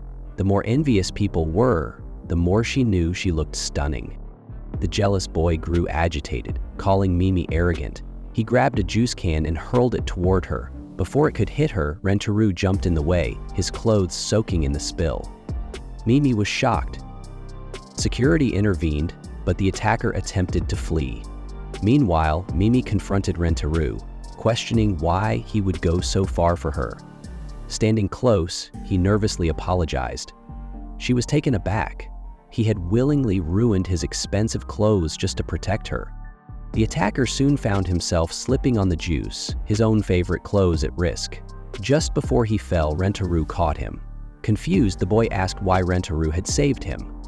Rentaru simply expressed relief that Mimi was fine and acknowledged that the boy's actions stemmed from his desire to defend his girlfriend. The boy, now emotional, admitted that Rentaru would make an amazing boyfriend. He apologized and left quietly. At that moment, Mimi removed Rentaru's fake wig, seeing him for who he truly was. She acknowledged his handsomeness and appreciated his kindness. Realizing she had dragged him into her affairs without considering his feelings, she apologized. Then, without hesitation, she confessed her love for Rentaru and asked if they could be together. Rentaru was pleased but hesitant. He admitted a truth. He already had 9 girlfriends. Mimi was stunned but quickly rationalized it. The 10th spot was always the most special, and with her beauty, she would claim it. She declared her unwavering love, and Rentaru welcomed her to the family. Just then, AI and Suzuka arrived, having been out shopping. Rentaru introduced them as his girlfriends. AI greeted him warmly, but Rentaru was caught off guard. Mimi then revealed the truth. AI was the one she had referred to earlier, the one whose beauty surpassed hers. Rentaru froze. What was he supposed to do now? Mimi refused to be in the same family as AI, but also refused to leave Rentaru. He had to choose AI or her. Rentaru panicked at the impossible decision. AI, unfazed, issued a challenge to Mimi. Rentaru realized the inevitable. These two were about to battle. And with that, the episode ended. If you enjoyed the video, don't forget to like and subscribe. See you in the next one. Goodbye. The very next day, a middle school beauty competition takes place. And to everyone's surprise, Nano emerges as the winner. Mami, who never expected to lose to Nano, is particularly shocked. She even begins to think that Nano is genuinely beautiful. After the competition, Mami considers befriending Nano, but Nano coldly refuses, stating that she has no time to waste on unnecessary things. Later, Mami and Nano stand face to face as Rentaru announces the start of the beauty search competition. He explains that the loser of this contest will be expelled from his family. Confused, Karain asks what exactly a beauty search is. Mami clarifies that, in this contest, both she and Nano will describe the beauty and qualities of the competitors. Rentaro will judge their responses, awarding points based on the best description. The contestant with the highest points at the end will be the ultimate winner. Kurane, furious, refuses to allow any of her family members to be separated over such a ridiculous game. However, Mami argues that this competition is recognized at a national level. Frustrated, Kurane demands that she stop speaking nonsense. Undeterred, Mami announces that Kurane will be the first subject of evaluation. This irritates Kurane, but the game begins regardless. Mami starts by describing Kurane's inner beauty, earning Rentaru's approval and securing a point. Nano follows up by praising Kurane's almond-shaped eyes, also receiving a point. Mami then compliments Kurane's golden hair, and the game continues in this manner.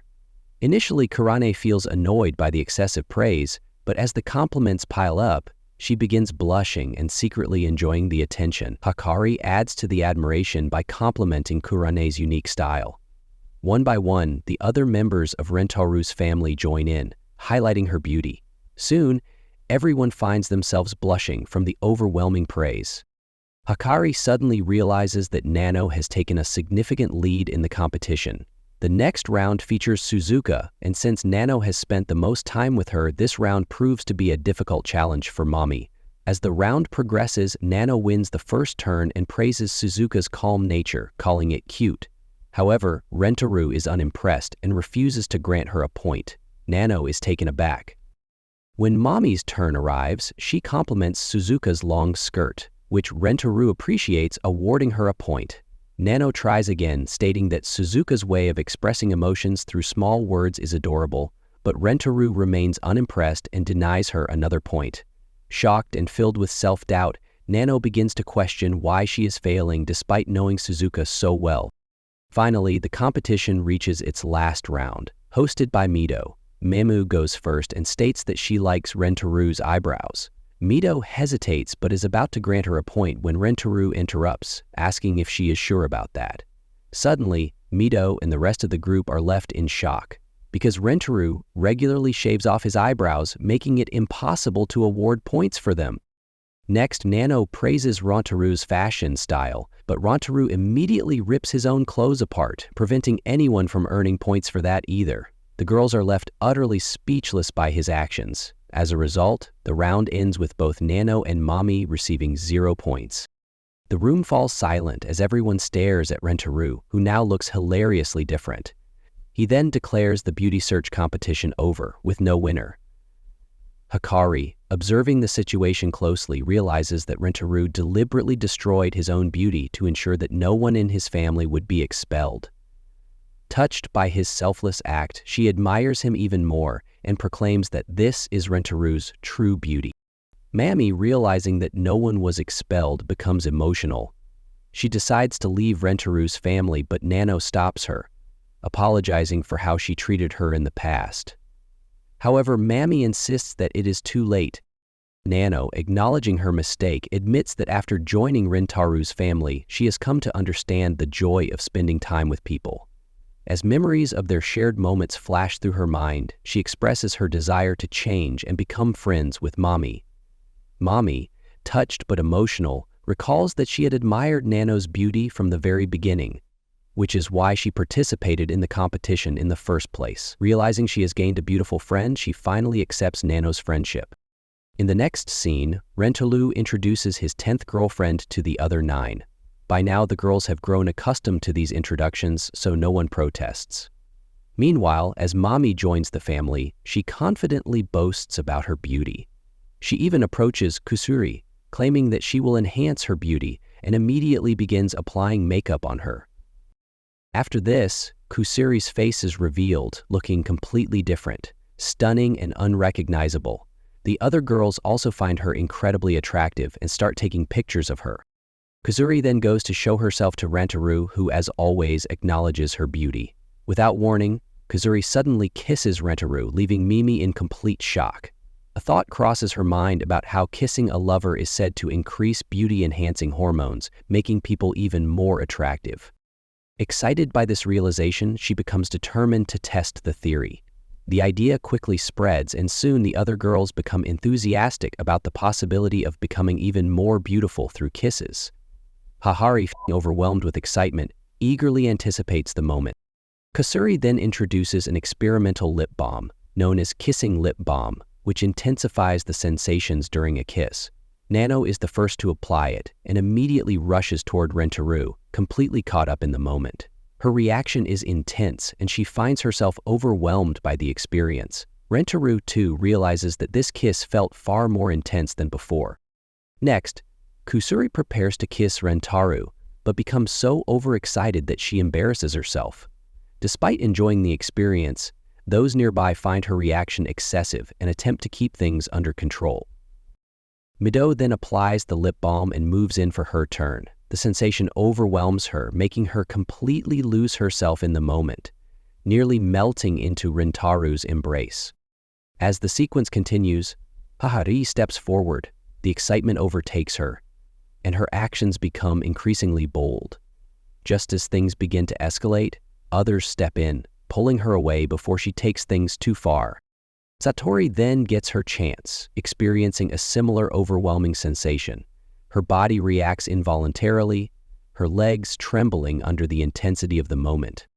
Meanwhile, Karain initially resists the idea, claiming disinterest. However, having already applied the lip balm, the moment arrives, and she finds herself in Rentaro's embrace. Overcome with emotion, she clings tightly to him, much to the concern of those around her. A brief argument ensues before the situation calms down. Before long, Kurumi arrives and takes her turn. She deeply enjoys the experience and expresses her desire to be treated as a mature young woman rather than a child.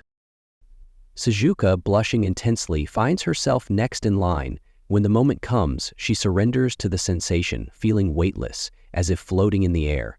However, Rentaro is too exhausted to assist her when she loses balance, and Nano steps in just in time to catch her and bring her safely back down. Finally, Hikari takes her turn. The overwhelming sensation causes her nose to bleed, drawing immediate concern. In a dazed state, she mistakenly kisses Karain, much to the shock of those around her. Hikari, witnessing the unexpected turn of events, eagerly captures the moment. At last, it is Mimi's turn.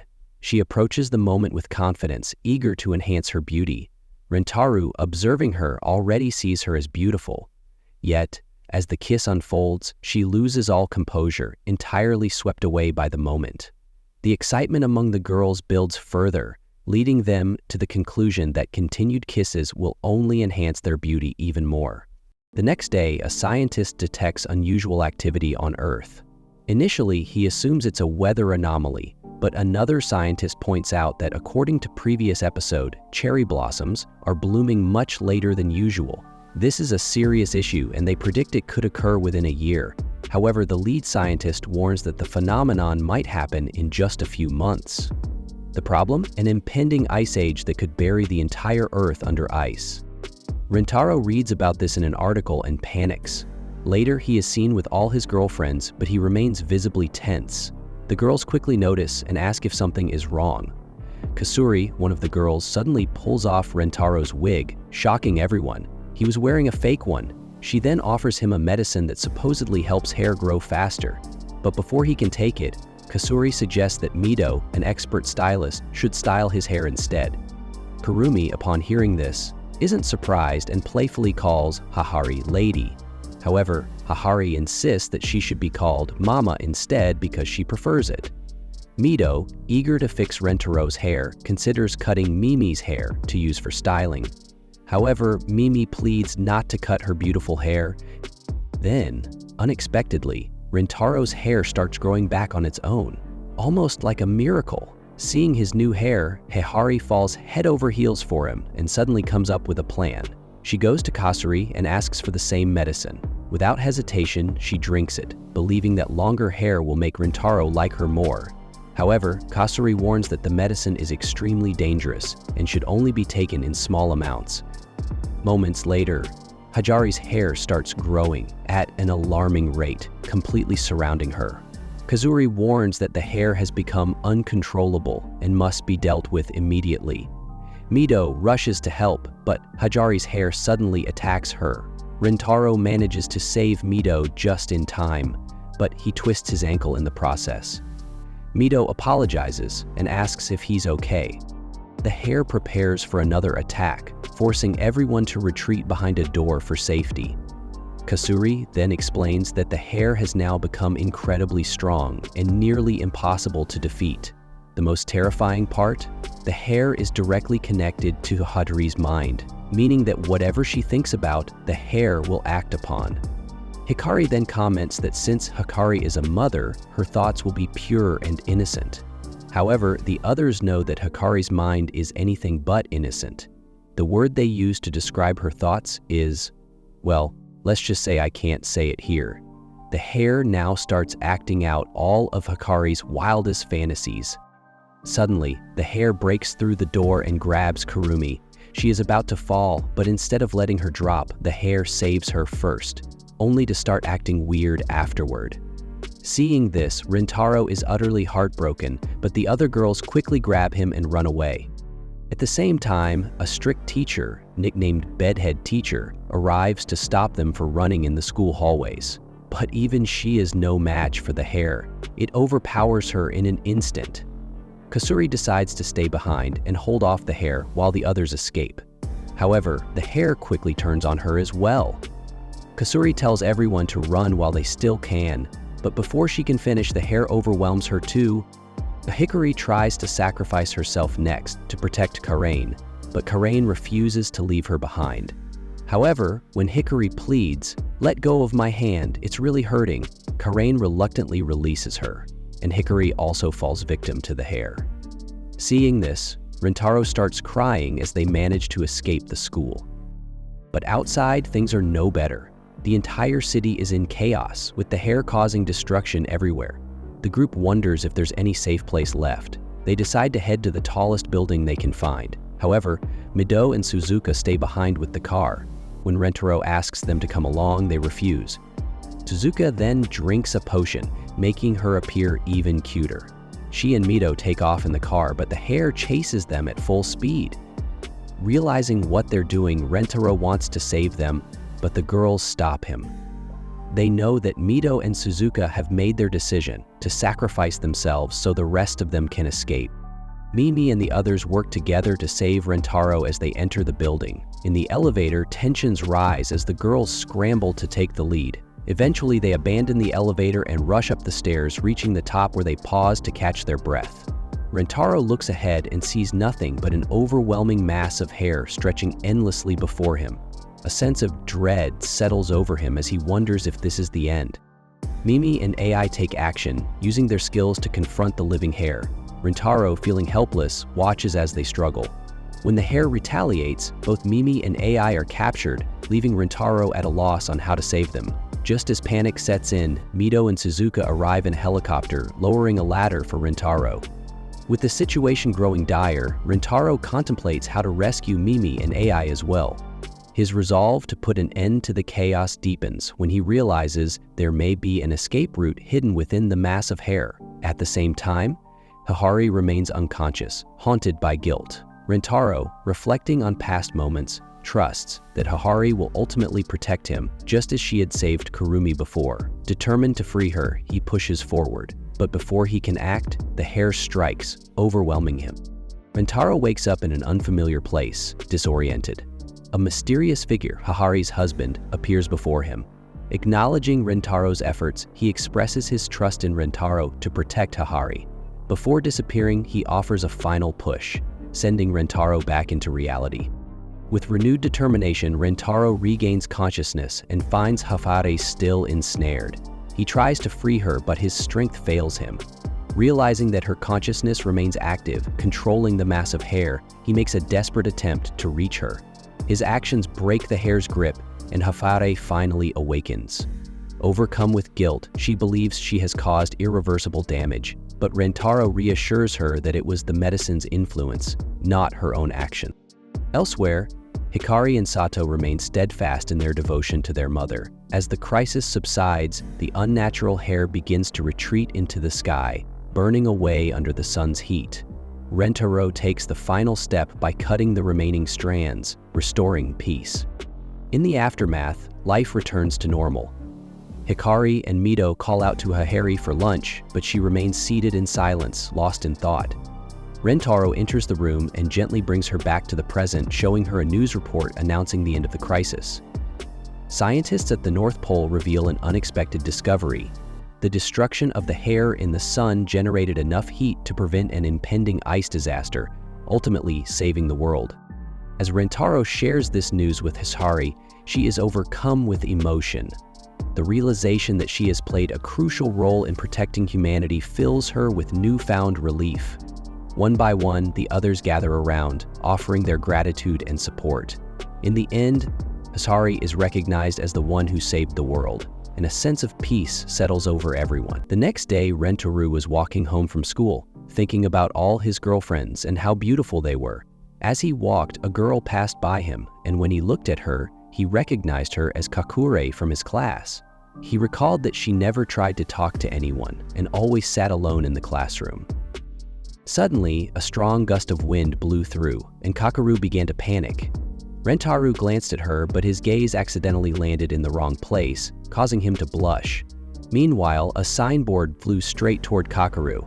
Rentaro shouted for her to move, but she was too embarrassed to open her eyes. In the end, he rushed in and saved her just in time. However, the signboard ended up crashing into Love God, who had been hanging around for fun, but was unfortunately caught in the accident. Afterward, Rentaro checked if Kakeru was okay, and as their eyes met, something unexpected happened. The girlfriend syndrome kicked in. Completely shocked, Rentaro wondered if she was really his next girlfriend, while Kakeru became incredibly shy. Later, Kakure apologized to Rentaro and thanked him for saving her. He reassured her that there was no need to apologize. She then explained that she was extremely shy and didn't know how to talk to people properly. To avoid social interaction, she always hid behind her goggles. She thanked him again and acknowledged that they were in the same class. Rentaro agreed, and Kakure admitted that she usually covered herself with her hair. Rentaro casually remarked that it seemed like her specialty. However, Kakure's expression darkened, and she sadly questioned what he meant by that. She went on to share that she had tried other options before, like wearing a face mask. Rentaro immediately dismissed the idea, saying it wasn't a good solution. Then he told Kakure that when he looked into her eyes earlier, he had found them extremely beautiful. Hearing this, Kakure blushed intensely. Suddenly, she dropped a teddy bear and vanished like a ninja. Rentaro was left wondering if she had some kind of superpower. The next day at school, Rentaro found another teddy bear inside his drawer, along with a letter. It was from Kakure. In the letter, she wrote that she had been very happy to meet him, that she was grateful to him for saving her life, and that she had enjoyed talking with him. She also mentioned that she had personally made the teddy bear for him. Reading this, Rentaro blushed again. Later, when Rentaro tried to thank Kakure in person, she immediately ran away upon seeing him. Every time he tried to approach her, she vanished again, just like a ninja. Meanwhile, Rentaro realized that he had already collected quite a few teddy bears. Curious, he decided to ask his other girlfriends about Kakure. They started discussing her, mentioning that she was very reserved but also extremely cute and had an amazing figure. Hahari teased Kakure about it, making her embarrassed and angry. Listening to them, Rentaro thought about how Kakure had everything that other girls would love to have, yet her extreme shyness was holding her back. Determined to help her, he decided to take action. Later, he found Kakure and apologized for embarrassing her earlier by calling her cute. Kakure blushed again and told him not to worry about it, since she had already forgotten about it. However, she admitted that whenever she faced him, she became extremely embarrassed. Rentaro couldn't help but notice how adorable she was.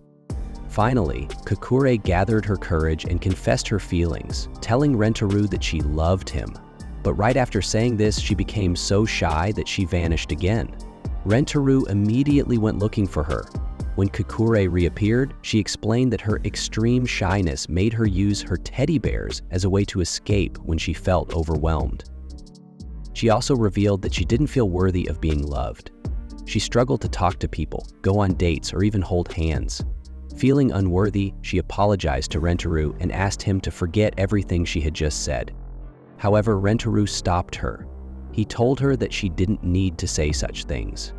If she had feelings for him, she should express them. Without hesitation, he admitted that he really liked her too. As expected, Kakure was completely overwhelmed and disappeared once again. But Rentaru was determined. He declared that he wouldn't give up on her and went after her. Entering a room, he confidently stated that he knew she hadn't gone home and must be hiding somewhere nearby. As he searched, a doll suddenly fell to the floor, followed by several others. Rentaru looked around but still couldn't find her. Eventually, Kakure hid behind a curtain, thinking she wouldn't be seen, but Rentaru found her anyway. Shocked, Kakuru asked how he had managed to find her. Rentaro explained that she had been running too much and her breathing had become heavier, making it easy for him to hear her. Then, he told her that no matter how many times she hid, he would always find her. Because he really liked her. Still unsure, Kakuru hesitated. She pointed out that Rentaru hadn't even seen her face properly and didn't really know how she acted. Rentaru reassured her that he didn't love her for her face, he loved her for who she was. Then he asked her to be his girlfriend. Overwhelmed, Kakure agreed, but then the situation became a little awkward as Rentaru found himself unable to ignore how stunning her figure was. Kakuru, of course, became incredibly embarrassed again and disappeared, leaving another teddy bear behind. Later, Rentaru introduced Kakure to the rest of the group. However, she was too shy to face everyone and hid behind him. Despite her shyness, she revealed that she loved making toys and had made one for each of them. The girls were thrilled and praised her work. Hearing their compliments, Kakure blushed deeply and once again vanished. Finally, she apologized to everyone for being so shy. Rentaru explained to the others that Kakure tended to disappear whenever she became too embarrassed. Kakure admitted that she was trying to get better at facing people and stop hiding behind her hair, but it was still difficult for her. Seeing her determination, Rentaro comes up with an idea, playing a game of hide and seek. He suggests that everyone hide while he searches for them. The last person remaining undiscovered will be the winner. At this point, Hahari mischievously announces that the winner will get a kiss, causing Rentaru to immediately object and scold her for trying to change the rules. Hahari, however, secretly thinks the idea isn't so bad. Before they start, they decide on some restricted areas, such as the staff room and the principal's office. Suto warns that if they hide all over the school, it will be extremely difficult for Rentaru to find them. Rentaru confidently tells them not to worry, he will find them all. With that, the game begins. Rentaru starts counting while all the girls rush to find hiding spots. The scene then shifts to Meido and Suto, who have found a hiding spot hanging from the roof. They whisper to each other that this is a great location and that Rentaru will never find them. As Rentaru walks past, an evil teacher suddenly appears and tells him not to try and escape. Rentaru reassures her that he's not running away and continues searching. He fails to find Meido and Suto. Meanwhile, in the sports room, Hikari and Karain are fighting over a hiding spot, arguing over who got there first and who should leave. Just then, Rentaru opens the door and walks in. Before Rentaru arrived, Karane and Hikari hid in a very small space. It was so cramped that they were being squished, making it difficult to breathe. They realized they couldn't stay there any longer and finally came out. Rentaru was the first to find them. After that, everyone went to the science lab, where they easily found Mimi and Kasuri sleeping. Seeing this, Rentaru was completely enchanted by their cuteness. Mimi explained that sleeping enhances beauty, and after that, everyone went to the library, which was extremely dark. Rentaru noticed a box with a book outside of it, which was unusual because books in the library are never scattered. Suspicious, he opened the box and found Suzuka and AI hiding inside with innocent expressions. Seeing this, Rentaru and Mimi thought they truly looked beautiful. Next, the scene shifted to the cafeteria, where Kurumi and Hahari were hiding in an extremely close space. Kurumi struggled to breathe and suddenly bit Hahari. Shocked, Hahari jumped out, and eventually Rentaru found them too. However, Hahari was in bad shape, and Rentaru asked what had happened. Kurumi stopped him from asking further, and they all returned to the middle area. Both of them were sweating heavily and were eventually caught. In the end, everyone was found except Kakuri, and they couldn't figure out where she was hiding. Then the principal appeared, struggling to carry a heavy object. Seeing this, others became suspicious, wondering if Kakuri was inside the box. Rentaro opened it, but instead of Kakuri, there was only her doll. This made him even more suspicious. He thought for a moment and then reached into the principal's hair, pulling out Kakuri, who had been hiding there the whole time. The other girls asked how Rentaro had found her, and he explained that Kakure had once mentioned that if she ever needed to escape, she would leave her doll behind as a distraction. Since he saw the doll, he suspected she was nearby. As Kakure was the last one found, she was declared the winner. Everyone praised her, making her blush so much that she ran off to hide again. Kasure commented on how incredible Kakure's talent was. Rentaro was happy to see all the girls together and felt grateful that no one judged Kakure based on her looks or behavior. Then, the girls reminded him about the prize money. Kakure hesitated, feeling embarrassed, and before leaving, Rentaro suddenly kissed her. Shocked, she disappeared out of embarrassment, and Rentaro awkwardly apologized. Mimi called out to him, but Kakure had already vanished, and Rentaro was missing his face. Next day, we see Karain, who is soon approached by Rentaro. He arrives slightly late, which frustrates Karain, as she feels he always does this. Although he wasn't actually late, she still scolds him, believing he has a habit of being unreliable. Rentaro, on the other hand, feels like a failure as a boyfriend. With so many girlfriends, he struggles to make everyone happy, which makes him doubt whether he is worthy of the role. Feeling overwhelmed, he starts walking away. Karain tries to stop him, but he doesn't stay. Suddenly, she wakes up, realizing it was just a dream. However, the dream leaves her feeling unsettled. Later at school, Rentaro introduces a popular snack to everyone. Hikari mentions that it has gone viral. Rentaro suggests that they all share the snack, dividing it into 12 parts and feeding each other to strengthen their bond. Karain, however, shows her usual disinterest in such activities. Meanwhile, the other girls excitedly participate. Kusuri feeds Hikari, who reacts in an over-the-top way, making the moment even funnier.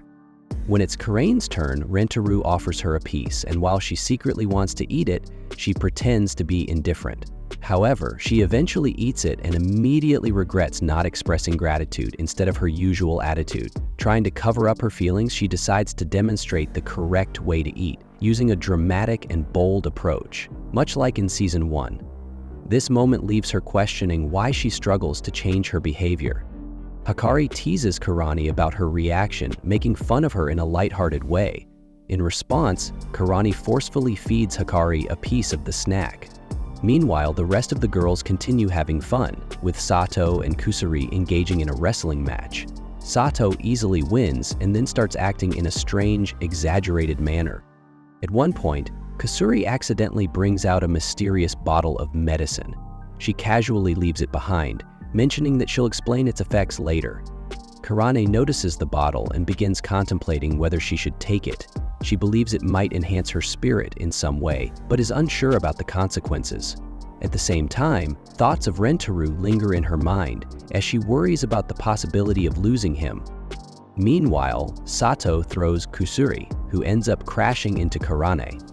Kusuri immediately apologizes, as everyone is generally wary of Karane. Others also follow suit, assuming she would be angry. However, to everyone's surprise, Karain responds calmly, saying there was no need for an apology. This reaction shocks Kusuri. A bright light suddenly appears over Karain's head, and Kusuri quickly realizes that she must have consumed the medicine. The name of the medicine is so complex that even Rentaro struggles to pronounce it. Kusuri then explains that the medicine has transformed Karain into a more refined and composed person, meaning she will no longer engage in reckless or aggressive behavior. After that, Rentaro goes to pick up Karane, and Karane lovingly calls his name. Hearing this, both the mother and daughter are utterly shocked. The mother, whose job is to take pictures, starts clicking away, and everyone else at the scene is equally stunned. Following this, Karain apologizes to Kusuri for using her drug. Kusuri, however, thinks to herself that Karain has completely changed. She has become well-mannered. Then, out of nowhere, she challenges Karain to a wrestling match. For the first time, Kusuri wins the match, making her extremely happy. Karain then praises Kusuri endlessly, which is clearly the effect of the drug. Meanwhile, Kusuri is busy boasting about herself, claiming she is incredibly strong and that Karain can never defeat her. The others discuss how much Karain has changed, and this sudden transformation begins to worry everyone. At this moment, Sato hands Kurane a bat to hit her with. If you watch the previous episodes, you'd know that Kurane would usually swing the bat at Sato with great force. However, this time, she lightly taps Sato with it, causing Sato to fall into complete depression. Hikari then gets close to Kurane and reassures her that they will try to fix this situation. But as they talk, part of Hikari's body accidentally touches Kurane, making Hikari extremely flustered. Surprisingly, Hikari then willingly lets Karan touch her and asks how she feels. Karan replies that everything feels soft, but she refuses to specify further. After this, Karain approaches Shizuka and Kakure and tells them that she wants to learn how to make toys. Hearing this, both of them are overjoyed, and the three start making toys together. Karain continues speaking kindly to everyone, which is so shocking that it feels like Hikari's soul has left her body. Sato then admits that he preferred the old Kurane. Everyone starts agreeing, saying they liked her more before. However, Hikari, despite initially supporting the change, admits that she also likes the current Kurane, but ultimately agrees with the group. Rentaro declares that something must be done. They need to create an antidote to bring Karan back to her original self. Kusuri agrees, but warns that it will take some time. At this point, Karain reflects on her past behavior, admitting that she was often too harsh and frequently yelled at everyone. She confesses that she never really liked that part of herself and that she prefers who she is now. Hearing this, everyone is shocked. Rentaro then takes Karain aside, and the two walk together, holding hands. Karain expresses how much she enjoys holding Rentaru's hand, revealing that she had wanted to say this for a long time but never had the courage to. Rentaro, already aware of her feelings, tells her that he brought her here for a reason, because he truly loves her. He then reminisces about their past moments together, saying that Karain was amazing before and is still amazing now. However, he asks her to be honest. Does she really like who she has become? Because if she does, he will support her no matter what, as he deeply loves her. Overwhelmed, Karain begins to blush and eventually bursts into tears. She confesses that she wants to change back, to become the person Rentaro truly loves. They then share a heartfelt hug. Meanwhile, Kusuri successfully creates the antidote. Karain drinks it, and once again a glowing light appears around her. Kusuri explains that the same mysterious energy that entered Karain's body last time is now leaving her. Eventually, the glowing stops. Rentaro asks if the antidote worked, but Karain continues speaking even more sweetly than before. This makes it clear the antidote has backfired. Since Kusuri's medicines rarely work perfectly, this outcome was almost expected. Everyone becomes depressed, but Rentaro reassures them not to worry. He promises that he will find a way to bring Kurane back to her original self, no matter what. After a while, Hahari remarks that it's getting late and they should head home. However, she worries that if Karan returns to her own house in her current condition, her family will be extremely concerned about how drastically she has changed. To ease those worries, Hahari invites Karan to stay at her place, assuring her that she is part of the family and can remain there comfortably, a suggestion that Rentaro also warmly supports. Eventually, Rentaro and Karane make their way to Hahari's house. In an unexpected turn of events, the two suddenly share a passionate kiss, while everyone else looks on in astonishment.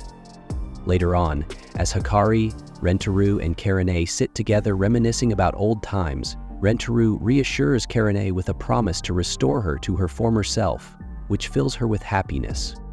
Determined to counteract the effects of a mysterious medicine, Rentaro proposes that they try something completely opposite to evoke Karain's old, angry self. Although he cannot guarantee that the plan will work, Taro insists they give it a try, and Karain reluctantly agrees. In the midst of their attempt, Rentaro boldly confesses his deep love for Karain, prompting her to reciprocate in kind. The atmosphere soon turns almost comically affectionate, as all three exchange heartfelt expressions of love repeatedly. Not satisfied with the outcome, Rentaro devises another plan aimed at provoking Karain into reverting to her old self. He attempts to hug her in a manner intended to irritate her. Contrary to his expectations, Karain delights in the embrace, which only further frustrates Rentaro as his plan fails. Hikari then insists that even more extreme and bizarre measures are needed to bring back the old Karain. Although she even suggests an intimate touch to jolt her back, Rantaru immediately dismisses the idea. Still, Hikari's determination to help Karain intensifies, even if a part of her just wants to have fun. Rantaru then retrieves a glove, hoping to use it as a tool to achieve their goal, but this move disrupts Hikari's plan. In the ensuing confusion, Hikari inquires about Karain's feelings, and when Karain admits that she feels very good, it becomes clear that their attempt has once again backfired. Hikari expresses her frustration about being left out of the affectionate gestures, and soon after, Karain and Hikari head off to take a bath together. There, Karain offers her apologies and thanks Rantaru for his help. During this quiet moment, Hikari reminisces about the past and recalls how they had once come together to help Karain during a difficult time, vowing that it was now her duty to support her in return. A thought that brings great joy to Karain. Inside the bath, something happens, but I won't go into detail. There were just a few strange sounds, and I won't describe that either. However, Hikari, who is outside, hears everything and goes into deep depression after listening to those noises. She becomes extremely troubled, and Mito, seeing Hikari in such a state, panics and quickly calls for a doctor. Meanwhile, Rantaru realizes that they might have found a way to bring Karain back to normal. Next day, all the girls ask Rantaru if he's figured out a way to bring Karain back to normal. He explains that while everyone has a bit of anger inside them, Karain's current state has completely erased her ability to feel anger. To fix this, they'll need to use the power of love to snap her out of it. But some of the girls aren't sure if this plan will even work. Rantaru then comes up with a wild idea. What if they all take the same medicine Karain took, but in smaller doses?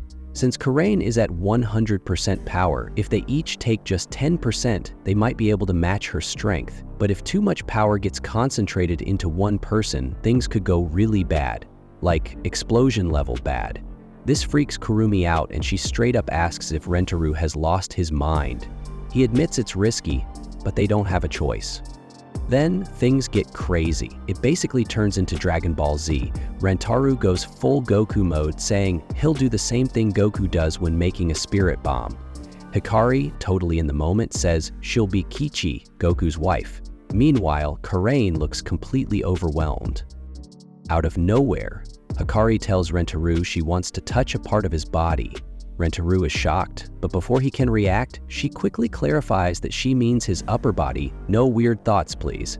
She explains that she just wants to help, and suddenly, a huge burst of energy shoots out from her, making her feel super weak. Even though she's drained, she stays determined to help Karain. Then comes one of the funniest moments. Each girl starts denying their true feelings just to mess with Rantaru. Suzuka says she totally doesn't see him as a prince. Kurumi insists she doesn't enjoy eating with him. Mito claims that helping him definitely isn't fun. AI even says that spending time with him is meaningless. Rantaru is so heartbroken he literally starts coughing up blood from the emotional damage. But he's not backing down. The girls combine all their power and send it straight to him. Now, fully charged, Rantaru creates a massive spirit bomb, just like Goku. But controlling this much power isn't easy. He starts sinking into the ground, struggling to hold on. Karain tells him not to push himself too hard, but Rantaru insists he'll do anything for her. As he prepares for the final attack, memories start flooding his mind. How Karani always acted tough but secretly cared about him. He remembers that in the previous episode, she finally told him, "I love you." That moment hits him hard, and with all his strength, he shouts back, "Karani, I love you." Karane was in a ton of pain, and Rantaru couldn't just stand there and do nothing. He was about to rush in to help her, but before he could, Kasuri grabbed him and stopped him. She told him if he did anything, it wouldn't work the way he thought, and Karane wouldn't be the same anymore. Rantaru started freaking out, yelling at Karain to come back. Seeing him like that, everyone else joined in, hyping her up and telling her she could fight through it. The whole place was filled with their voices, pushing her to snap out of it. Then, out of nowhere, Karain let out a huge roar, and boom, massive explosion. Everyone froze, trying to see through the smoke. Rantaru turned to look at her, completely unsure. Did it work? Was she back? Or did they just mess everything up? Silence. Then Karani smirked and made a snarky comment. That was all it took. She was back. The relief hit everyone at once and they all ran in to hug her. She, of course, got super flustered and shoved them away, but no one cared. They were just happy she was okay. As things calmed down, Karain actually thanked them, which completely threw everyone off. She never said stuff like that. For a second, everyone got weirdly quiet, wondering if something was still wrong. She noticed their reactions and immediately got annoyed. Deciding to remind them who she really was, she got all fired up again. And then, out of nowhere, Rentaru just kissed her. Hikari and Hihari, watching from the side, did not look happy about it. Later, all the girls sat together, talking about their experiences with Rentaru, how they met him, how things developed, and how he ended up meaning so much to them. They'd talked about all this before, but somehow, it never got old. Meanwhile, Kakure and Mimi were sulking because they realized they weren't even in certain parts of the manga. They felt left out. But Hikari reassured them, saying they were just as important as everyone else.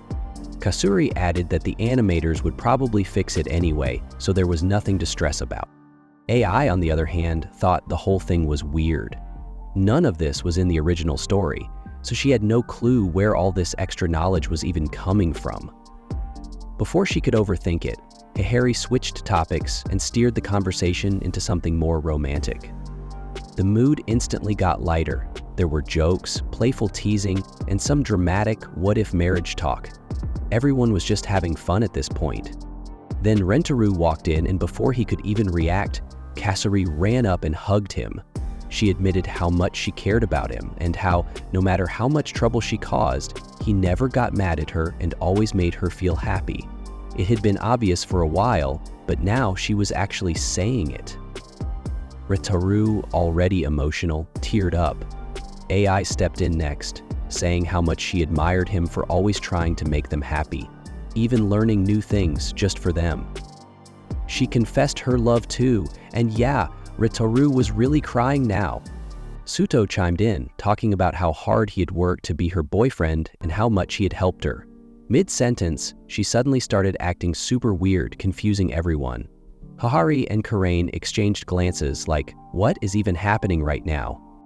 After a moment, Suto pulled herself together and told Rentaru how much he meant to her. She straight up said she wanted to be with him forever and, like the others, confessed her love. And once again, Rentaru was just standing there, crying his eyes out. Sujika starts talking about how much Rentaru helps her. Like, he doesn't even let her walk on her own from one place to another. She admits that to her, he's like a prince. And then she also confesses her love. Rentaru once again starts crying like crazy.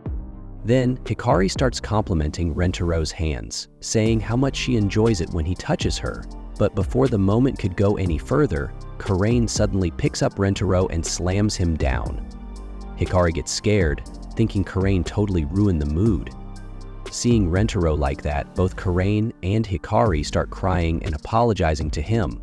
But Rentaru tells them there's no need, he doesn't mind at all. They can do whatever they want with him and he won't get mad. After that, Hikari grabs Rentaru's hand, places it on her cheek, and says she feels really happy. She confesses her love too, making Rentaru cry once again. But then he stumbles and falls right onto Hihari in the most awkward way possible. He immediately starts apologizing, but Hihari tells him there's no need.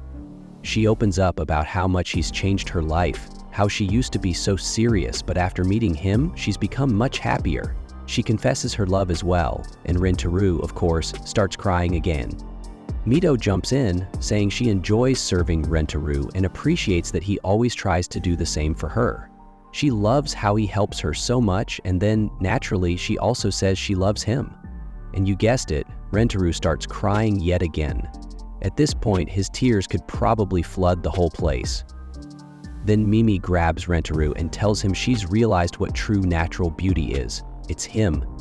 She gives him an SSS rank and finally confesses her love. She tells him to stay just as beautiful forever, which of course makes Rentaru break down crying again. Hikari shows up next, and as soon as Rentaru turns around to see her, she disappears.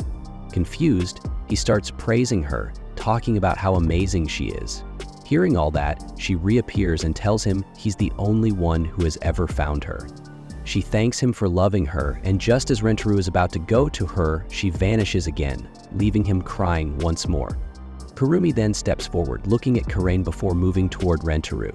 She tells him how much she enjoys the meals he makes for her and how shocked she is that someone like him loves her. But in truth, she loves him just as much. Hearing this, Rentaro starts crying yet again. Karain, completely overwhelmed, freaks out and yells at Kurumi, asking what she's even saying. But Kurumi just tells her to be honest with herself. Garane, lost in thought, starts shouting even more, unable to handle the situation. Rentaro, seeing her struggle, calmly tells her she doesn't need to say anything. He already understands her feelings. But then Karain finally gives in and admits it. She literally yells, "I love you, Rentaro." And at that moment, Rentaru's tears shoot into the sky like a rocket, making even Hikari stand there in shock. Rentaro cries so much that a rainbow forms. Finally, he thanks everyone and calls out each of their names, saying he loves them all just as much as they love him. He promises to always make them happy. And then, Rentaro just keeps talking and talking and talking. He won't stop. It gets to the point where the anime literally ends, but Rentaro still doesn't stop talking. And that's it. That's the end of Season 2. Thanks for watching.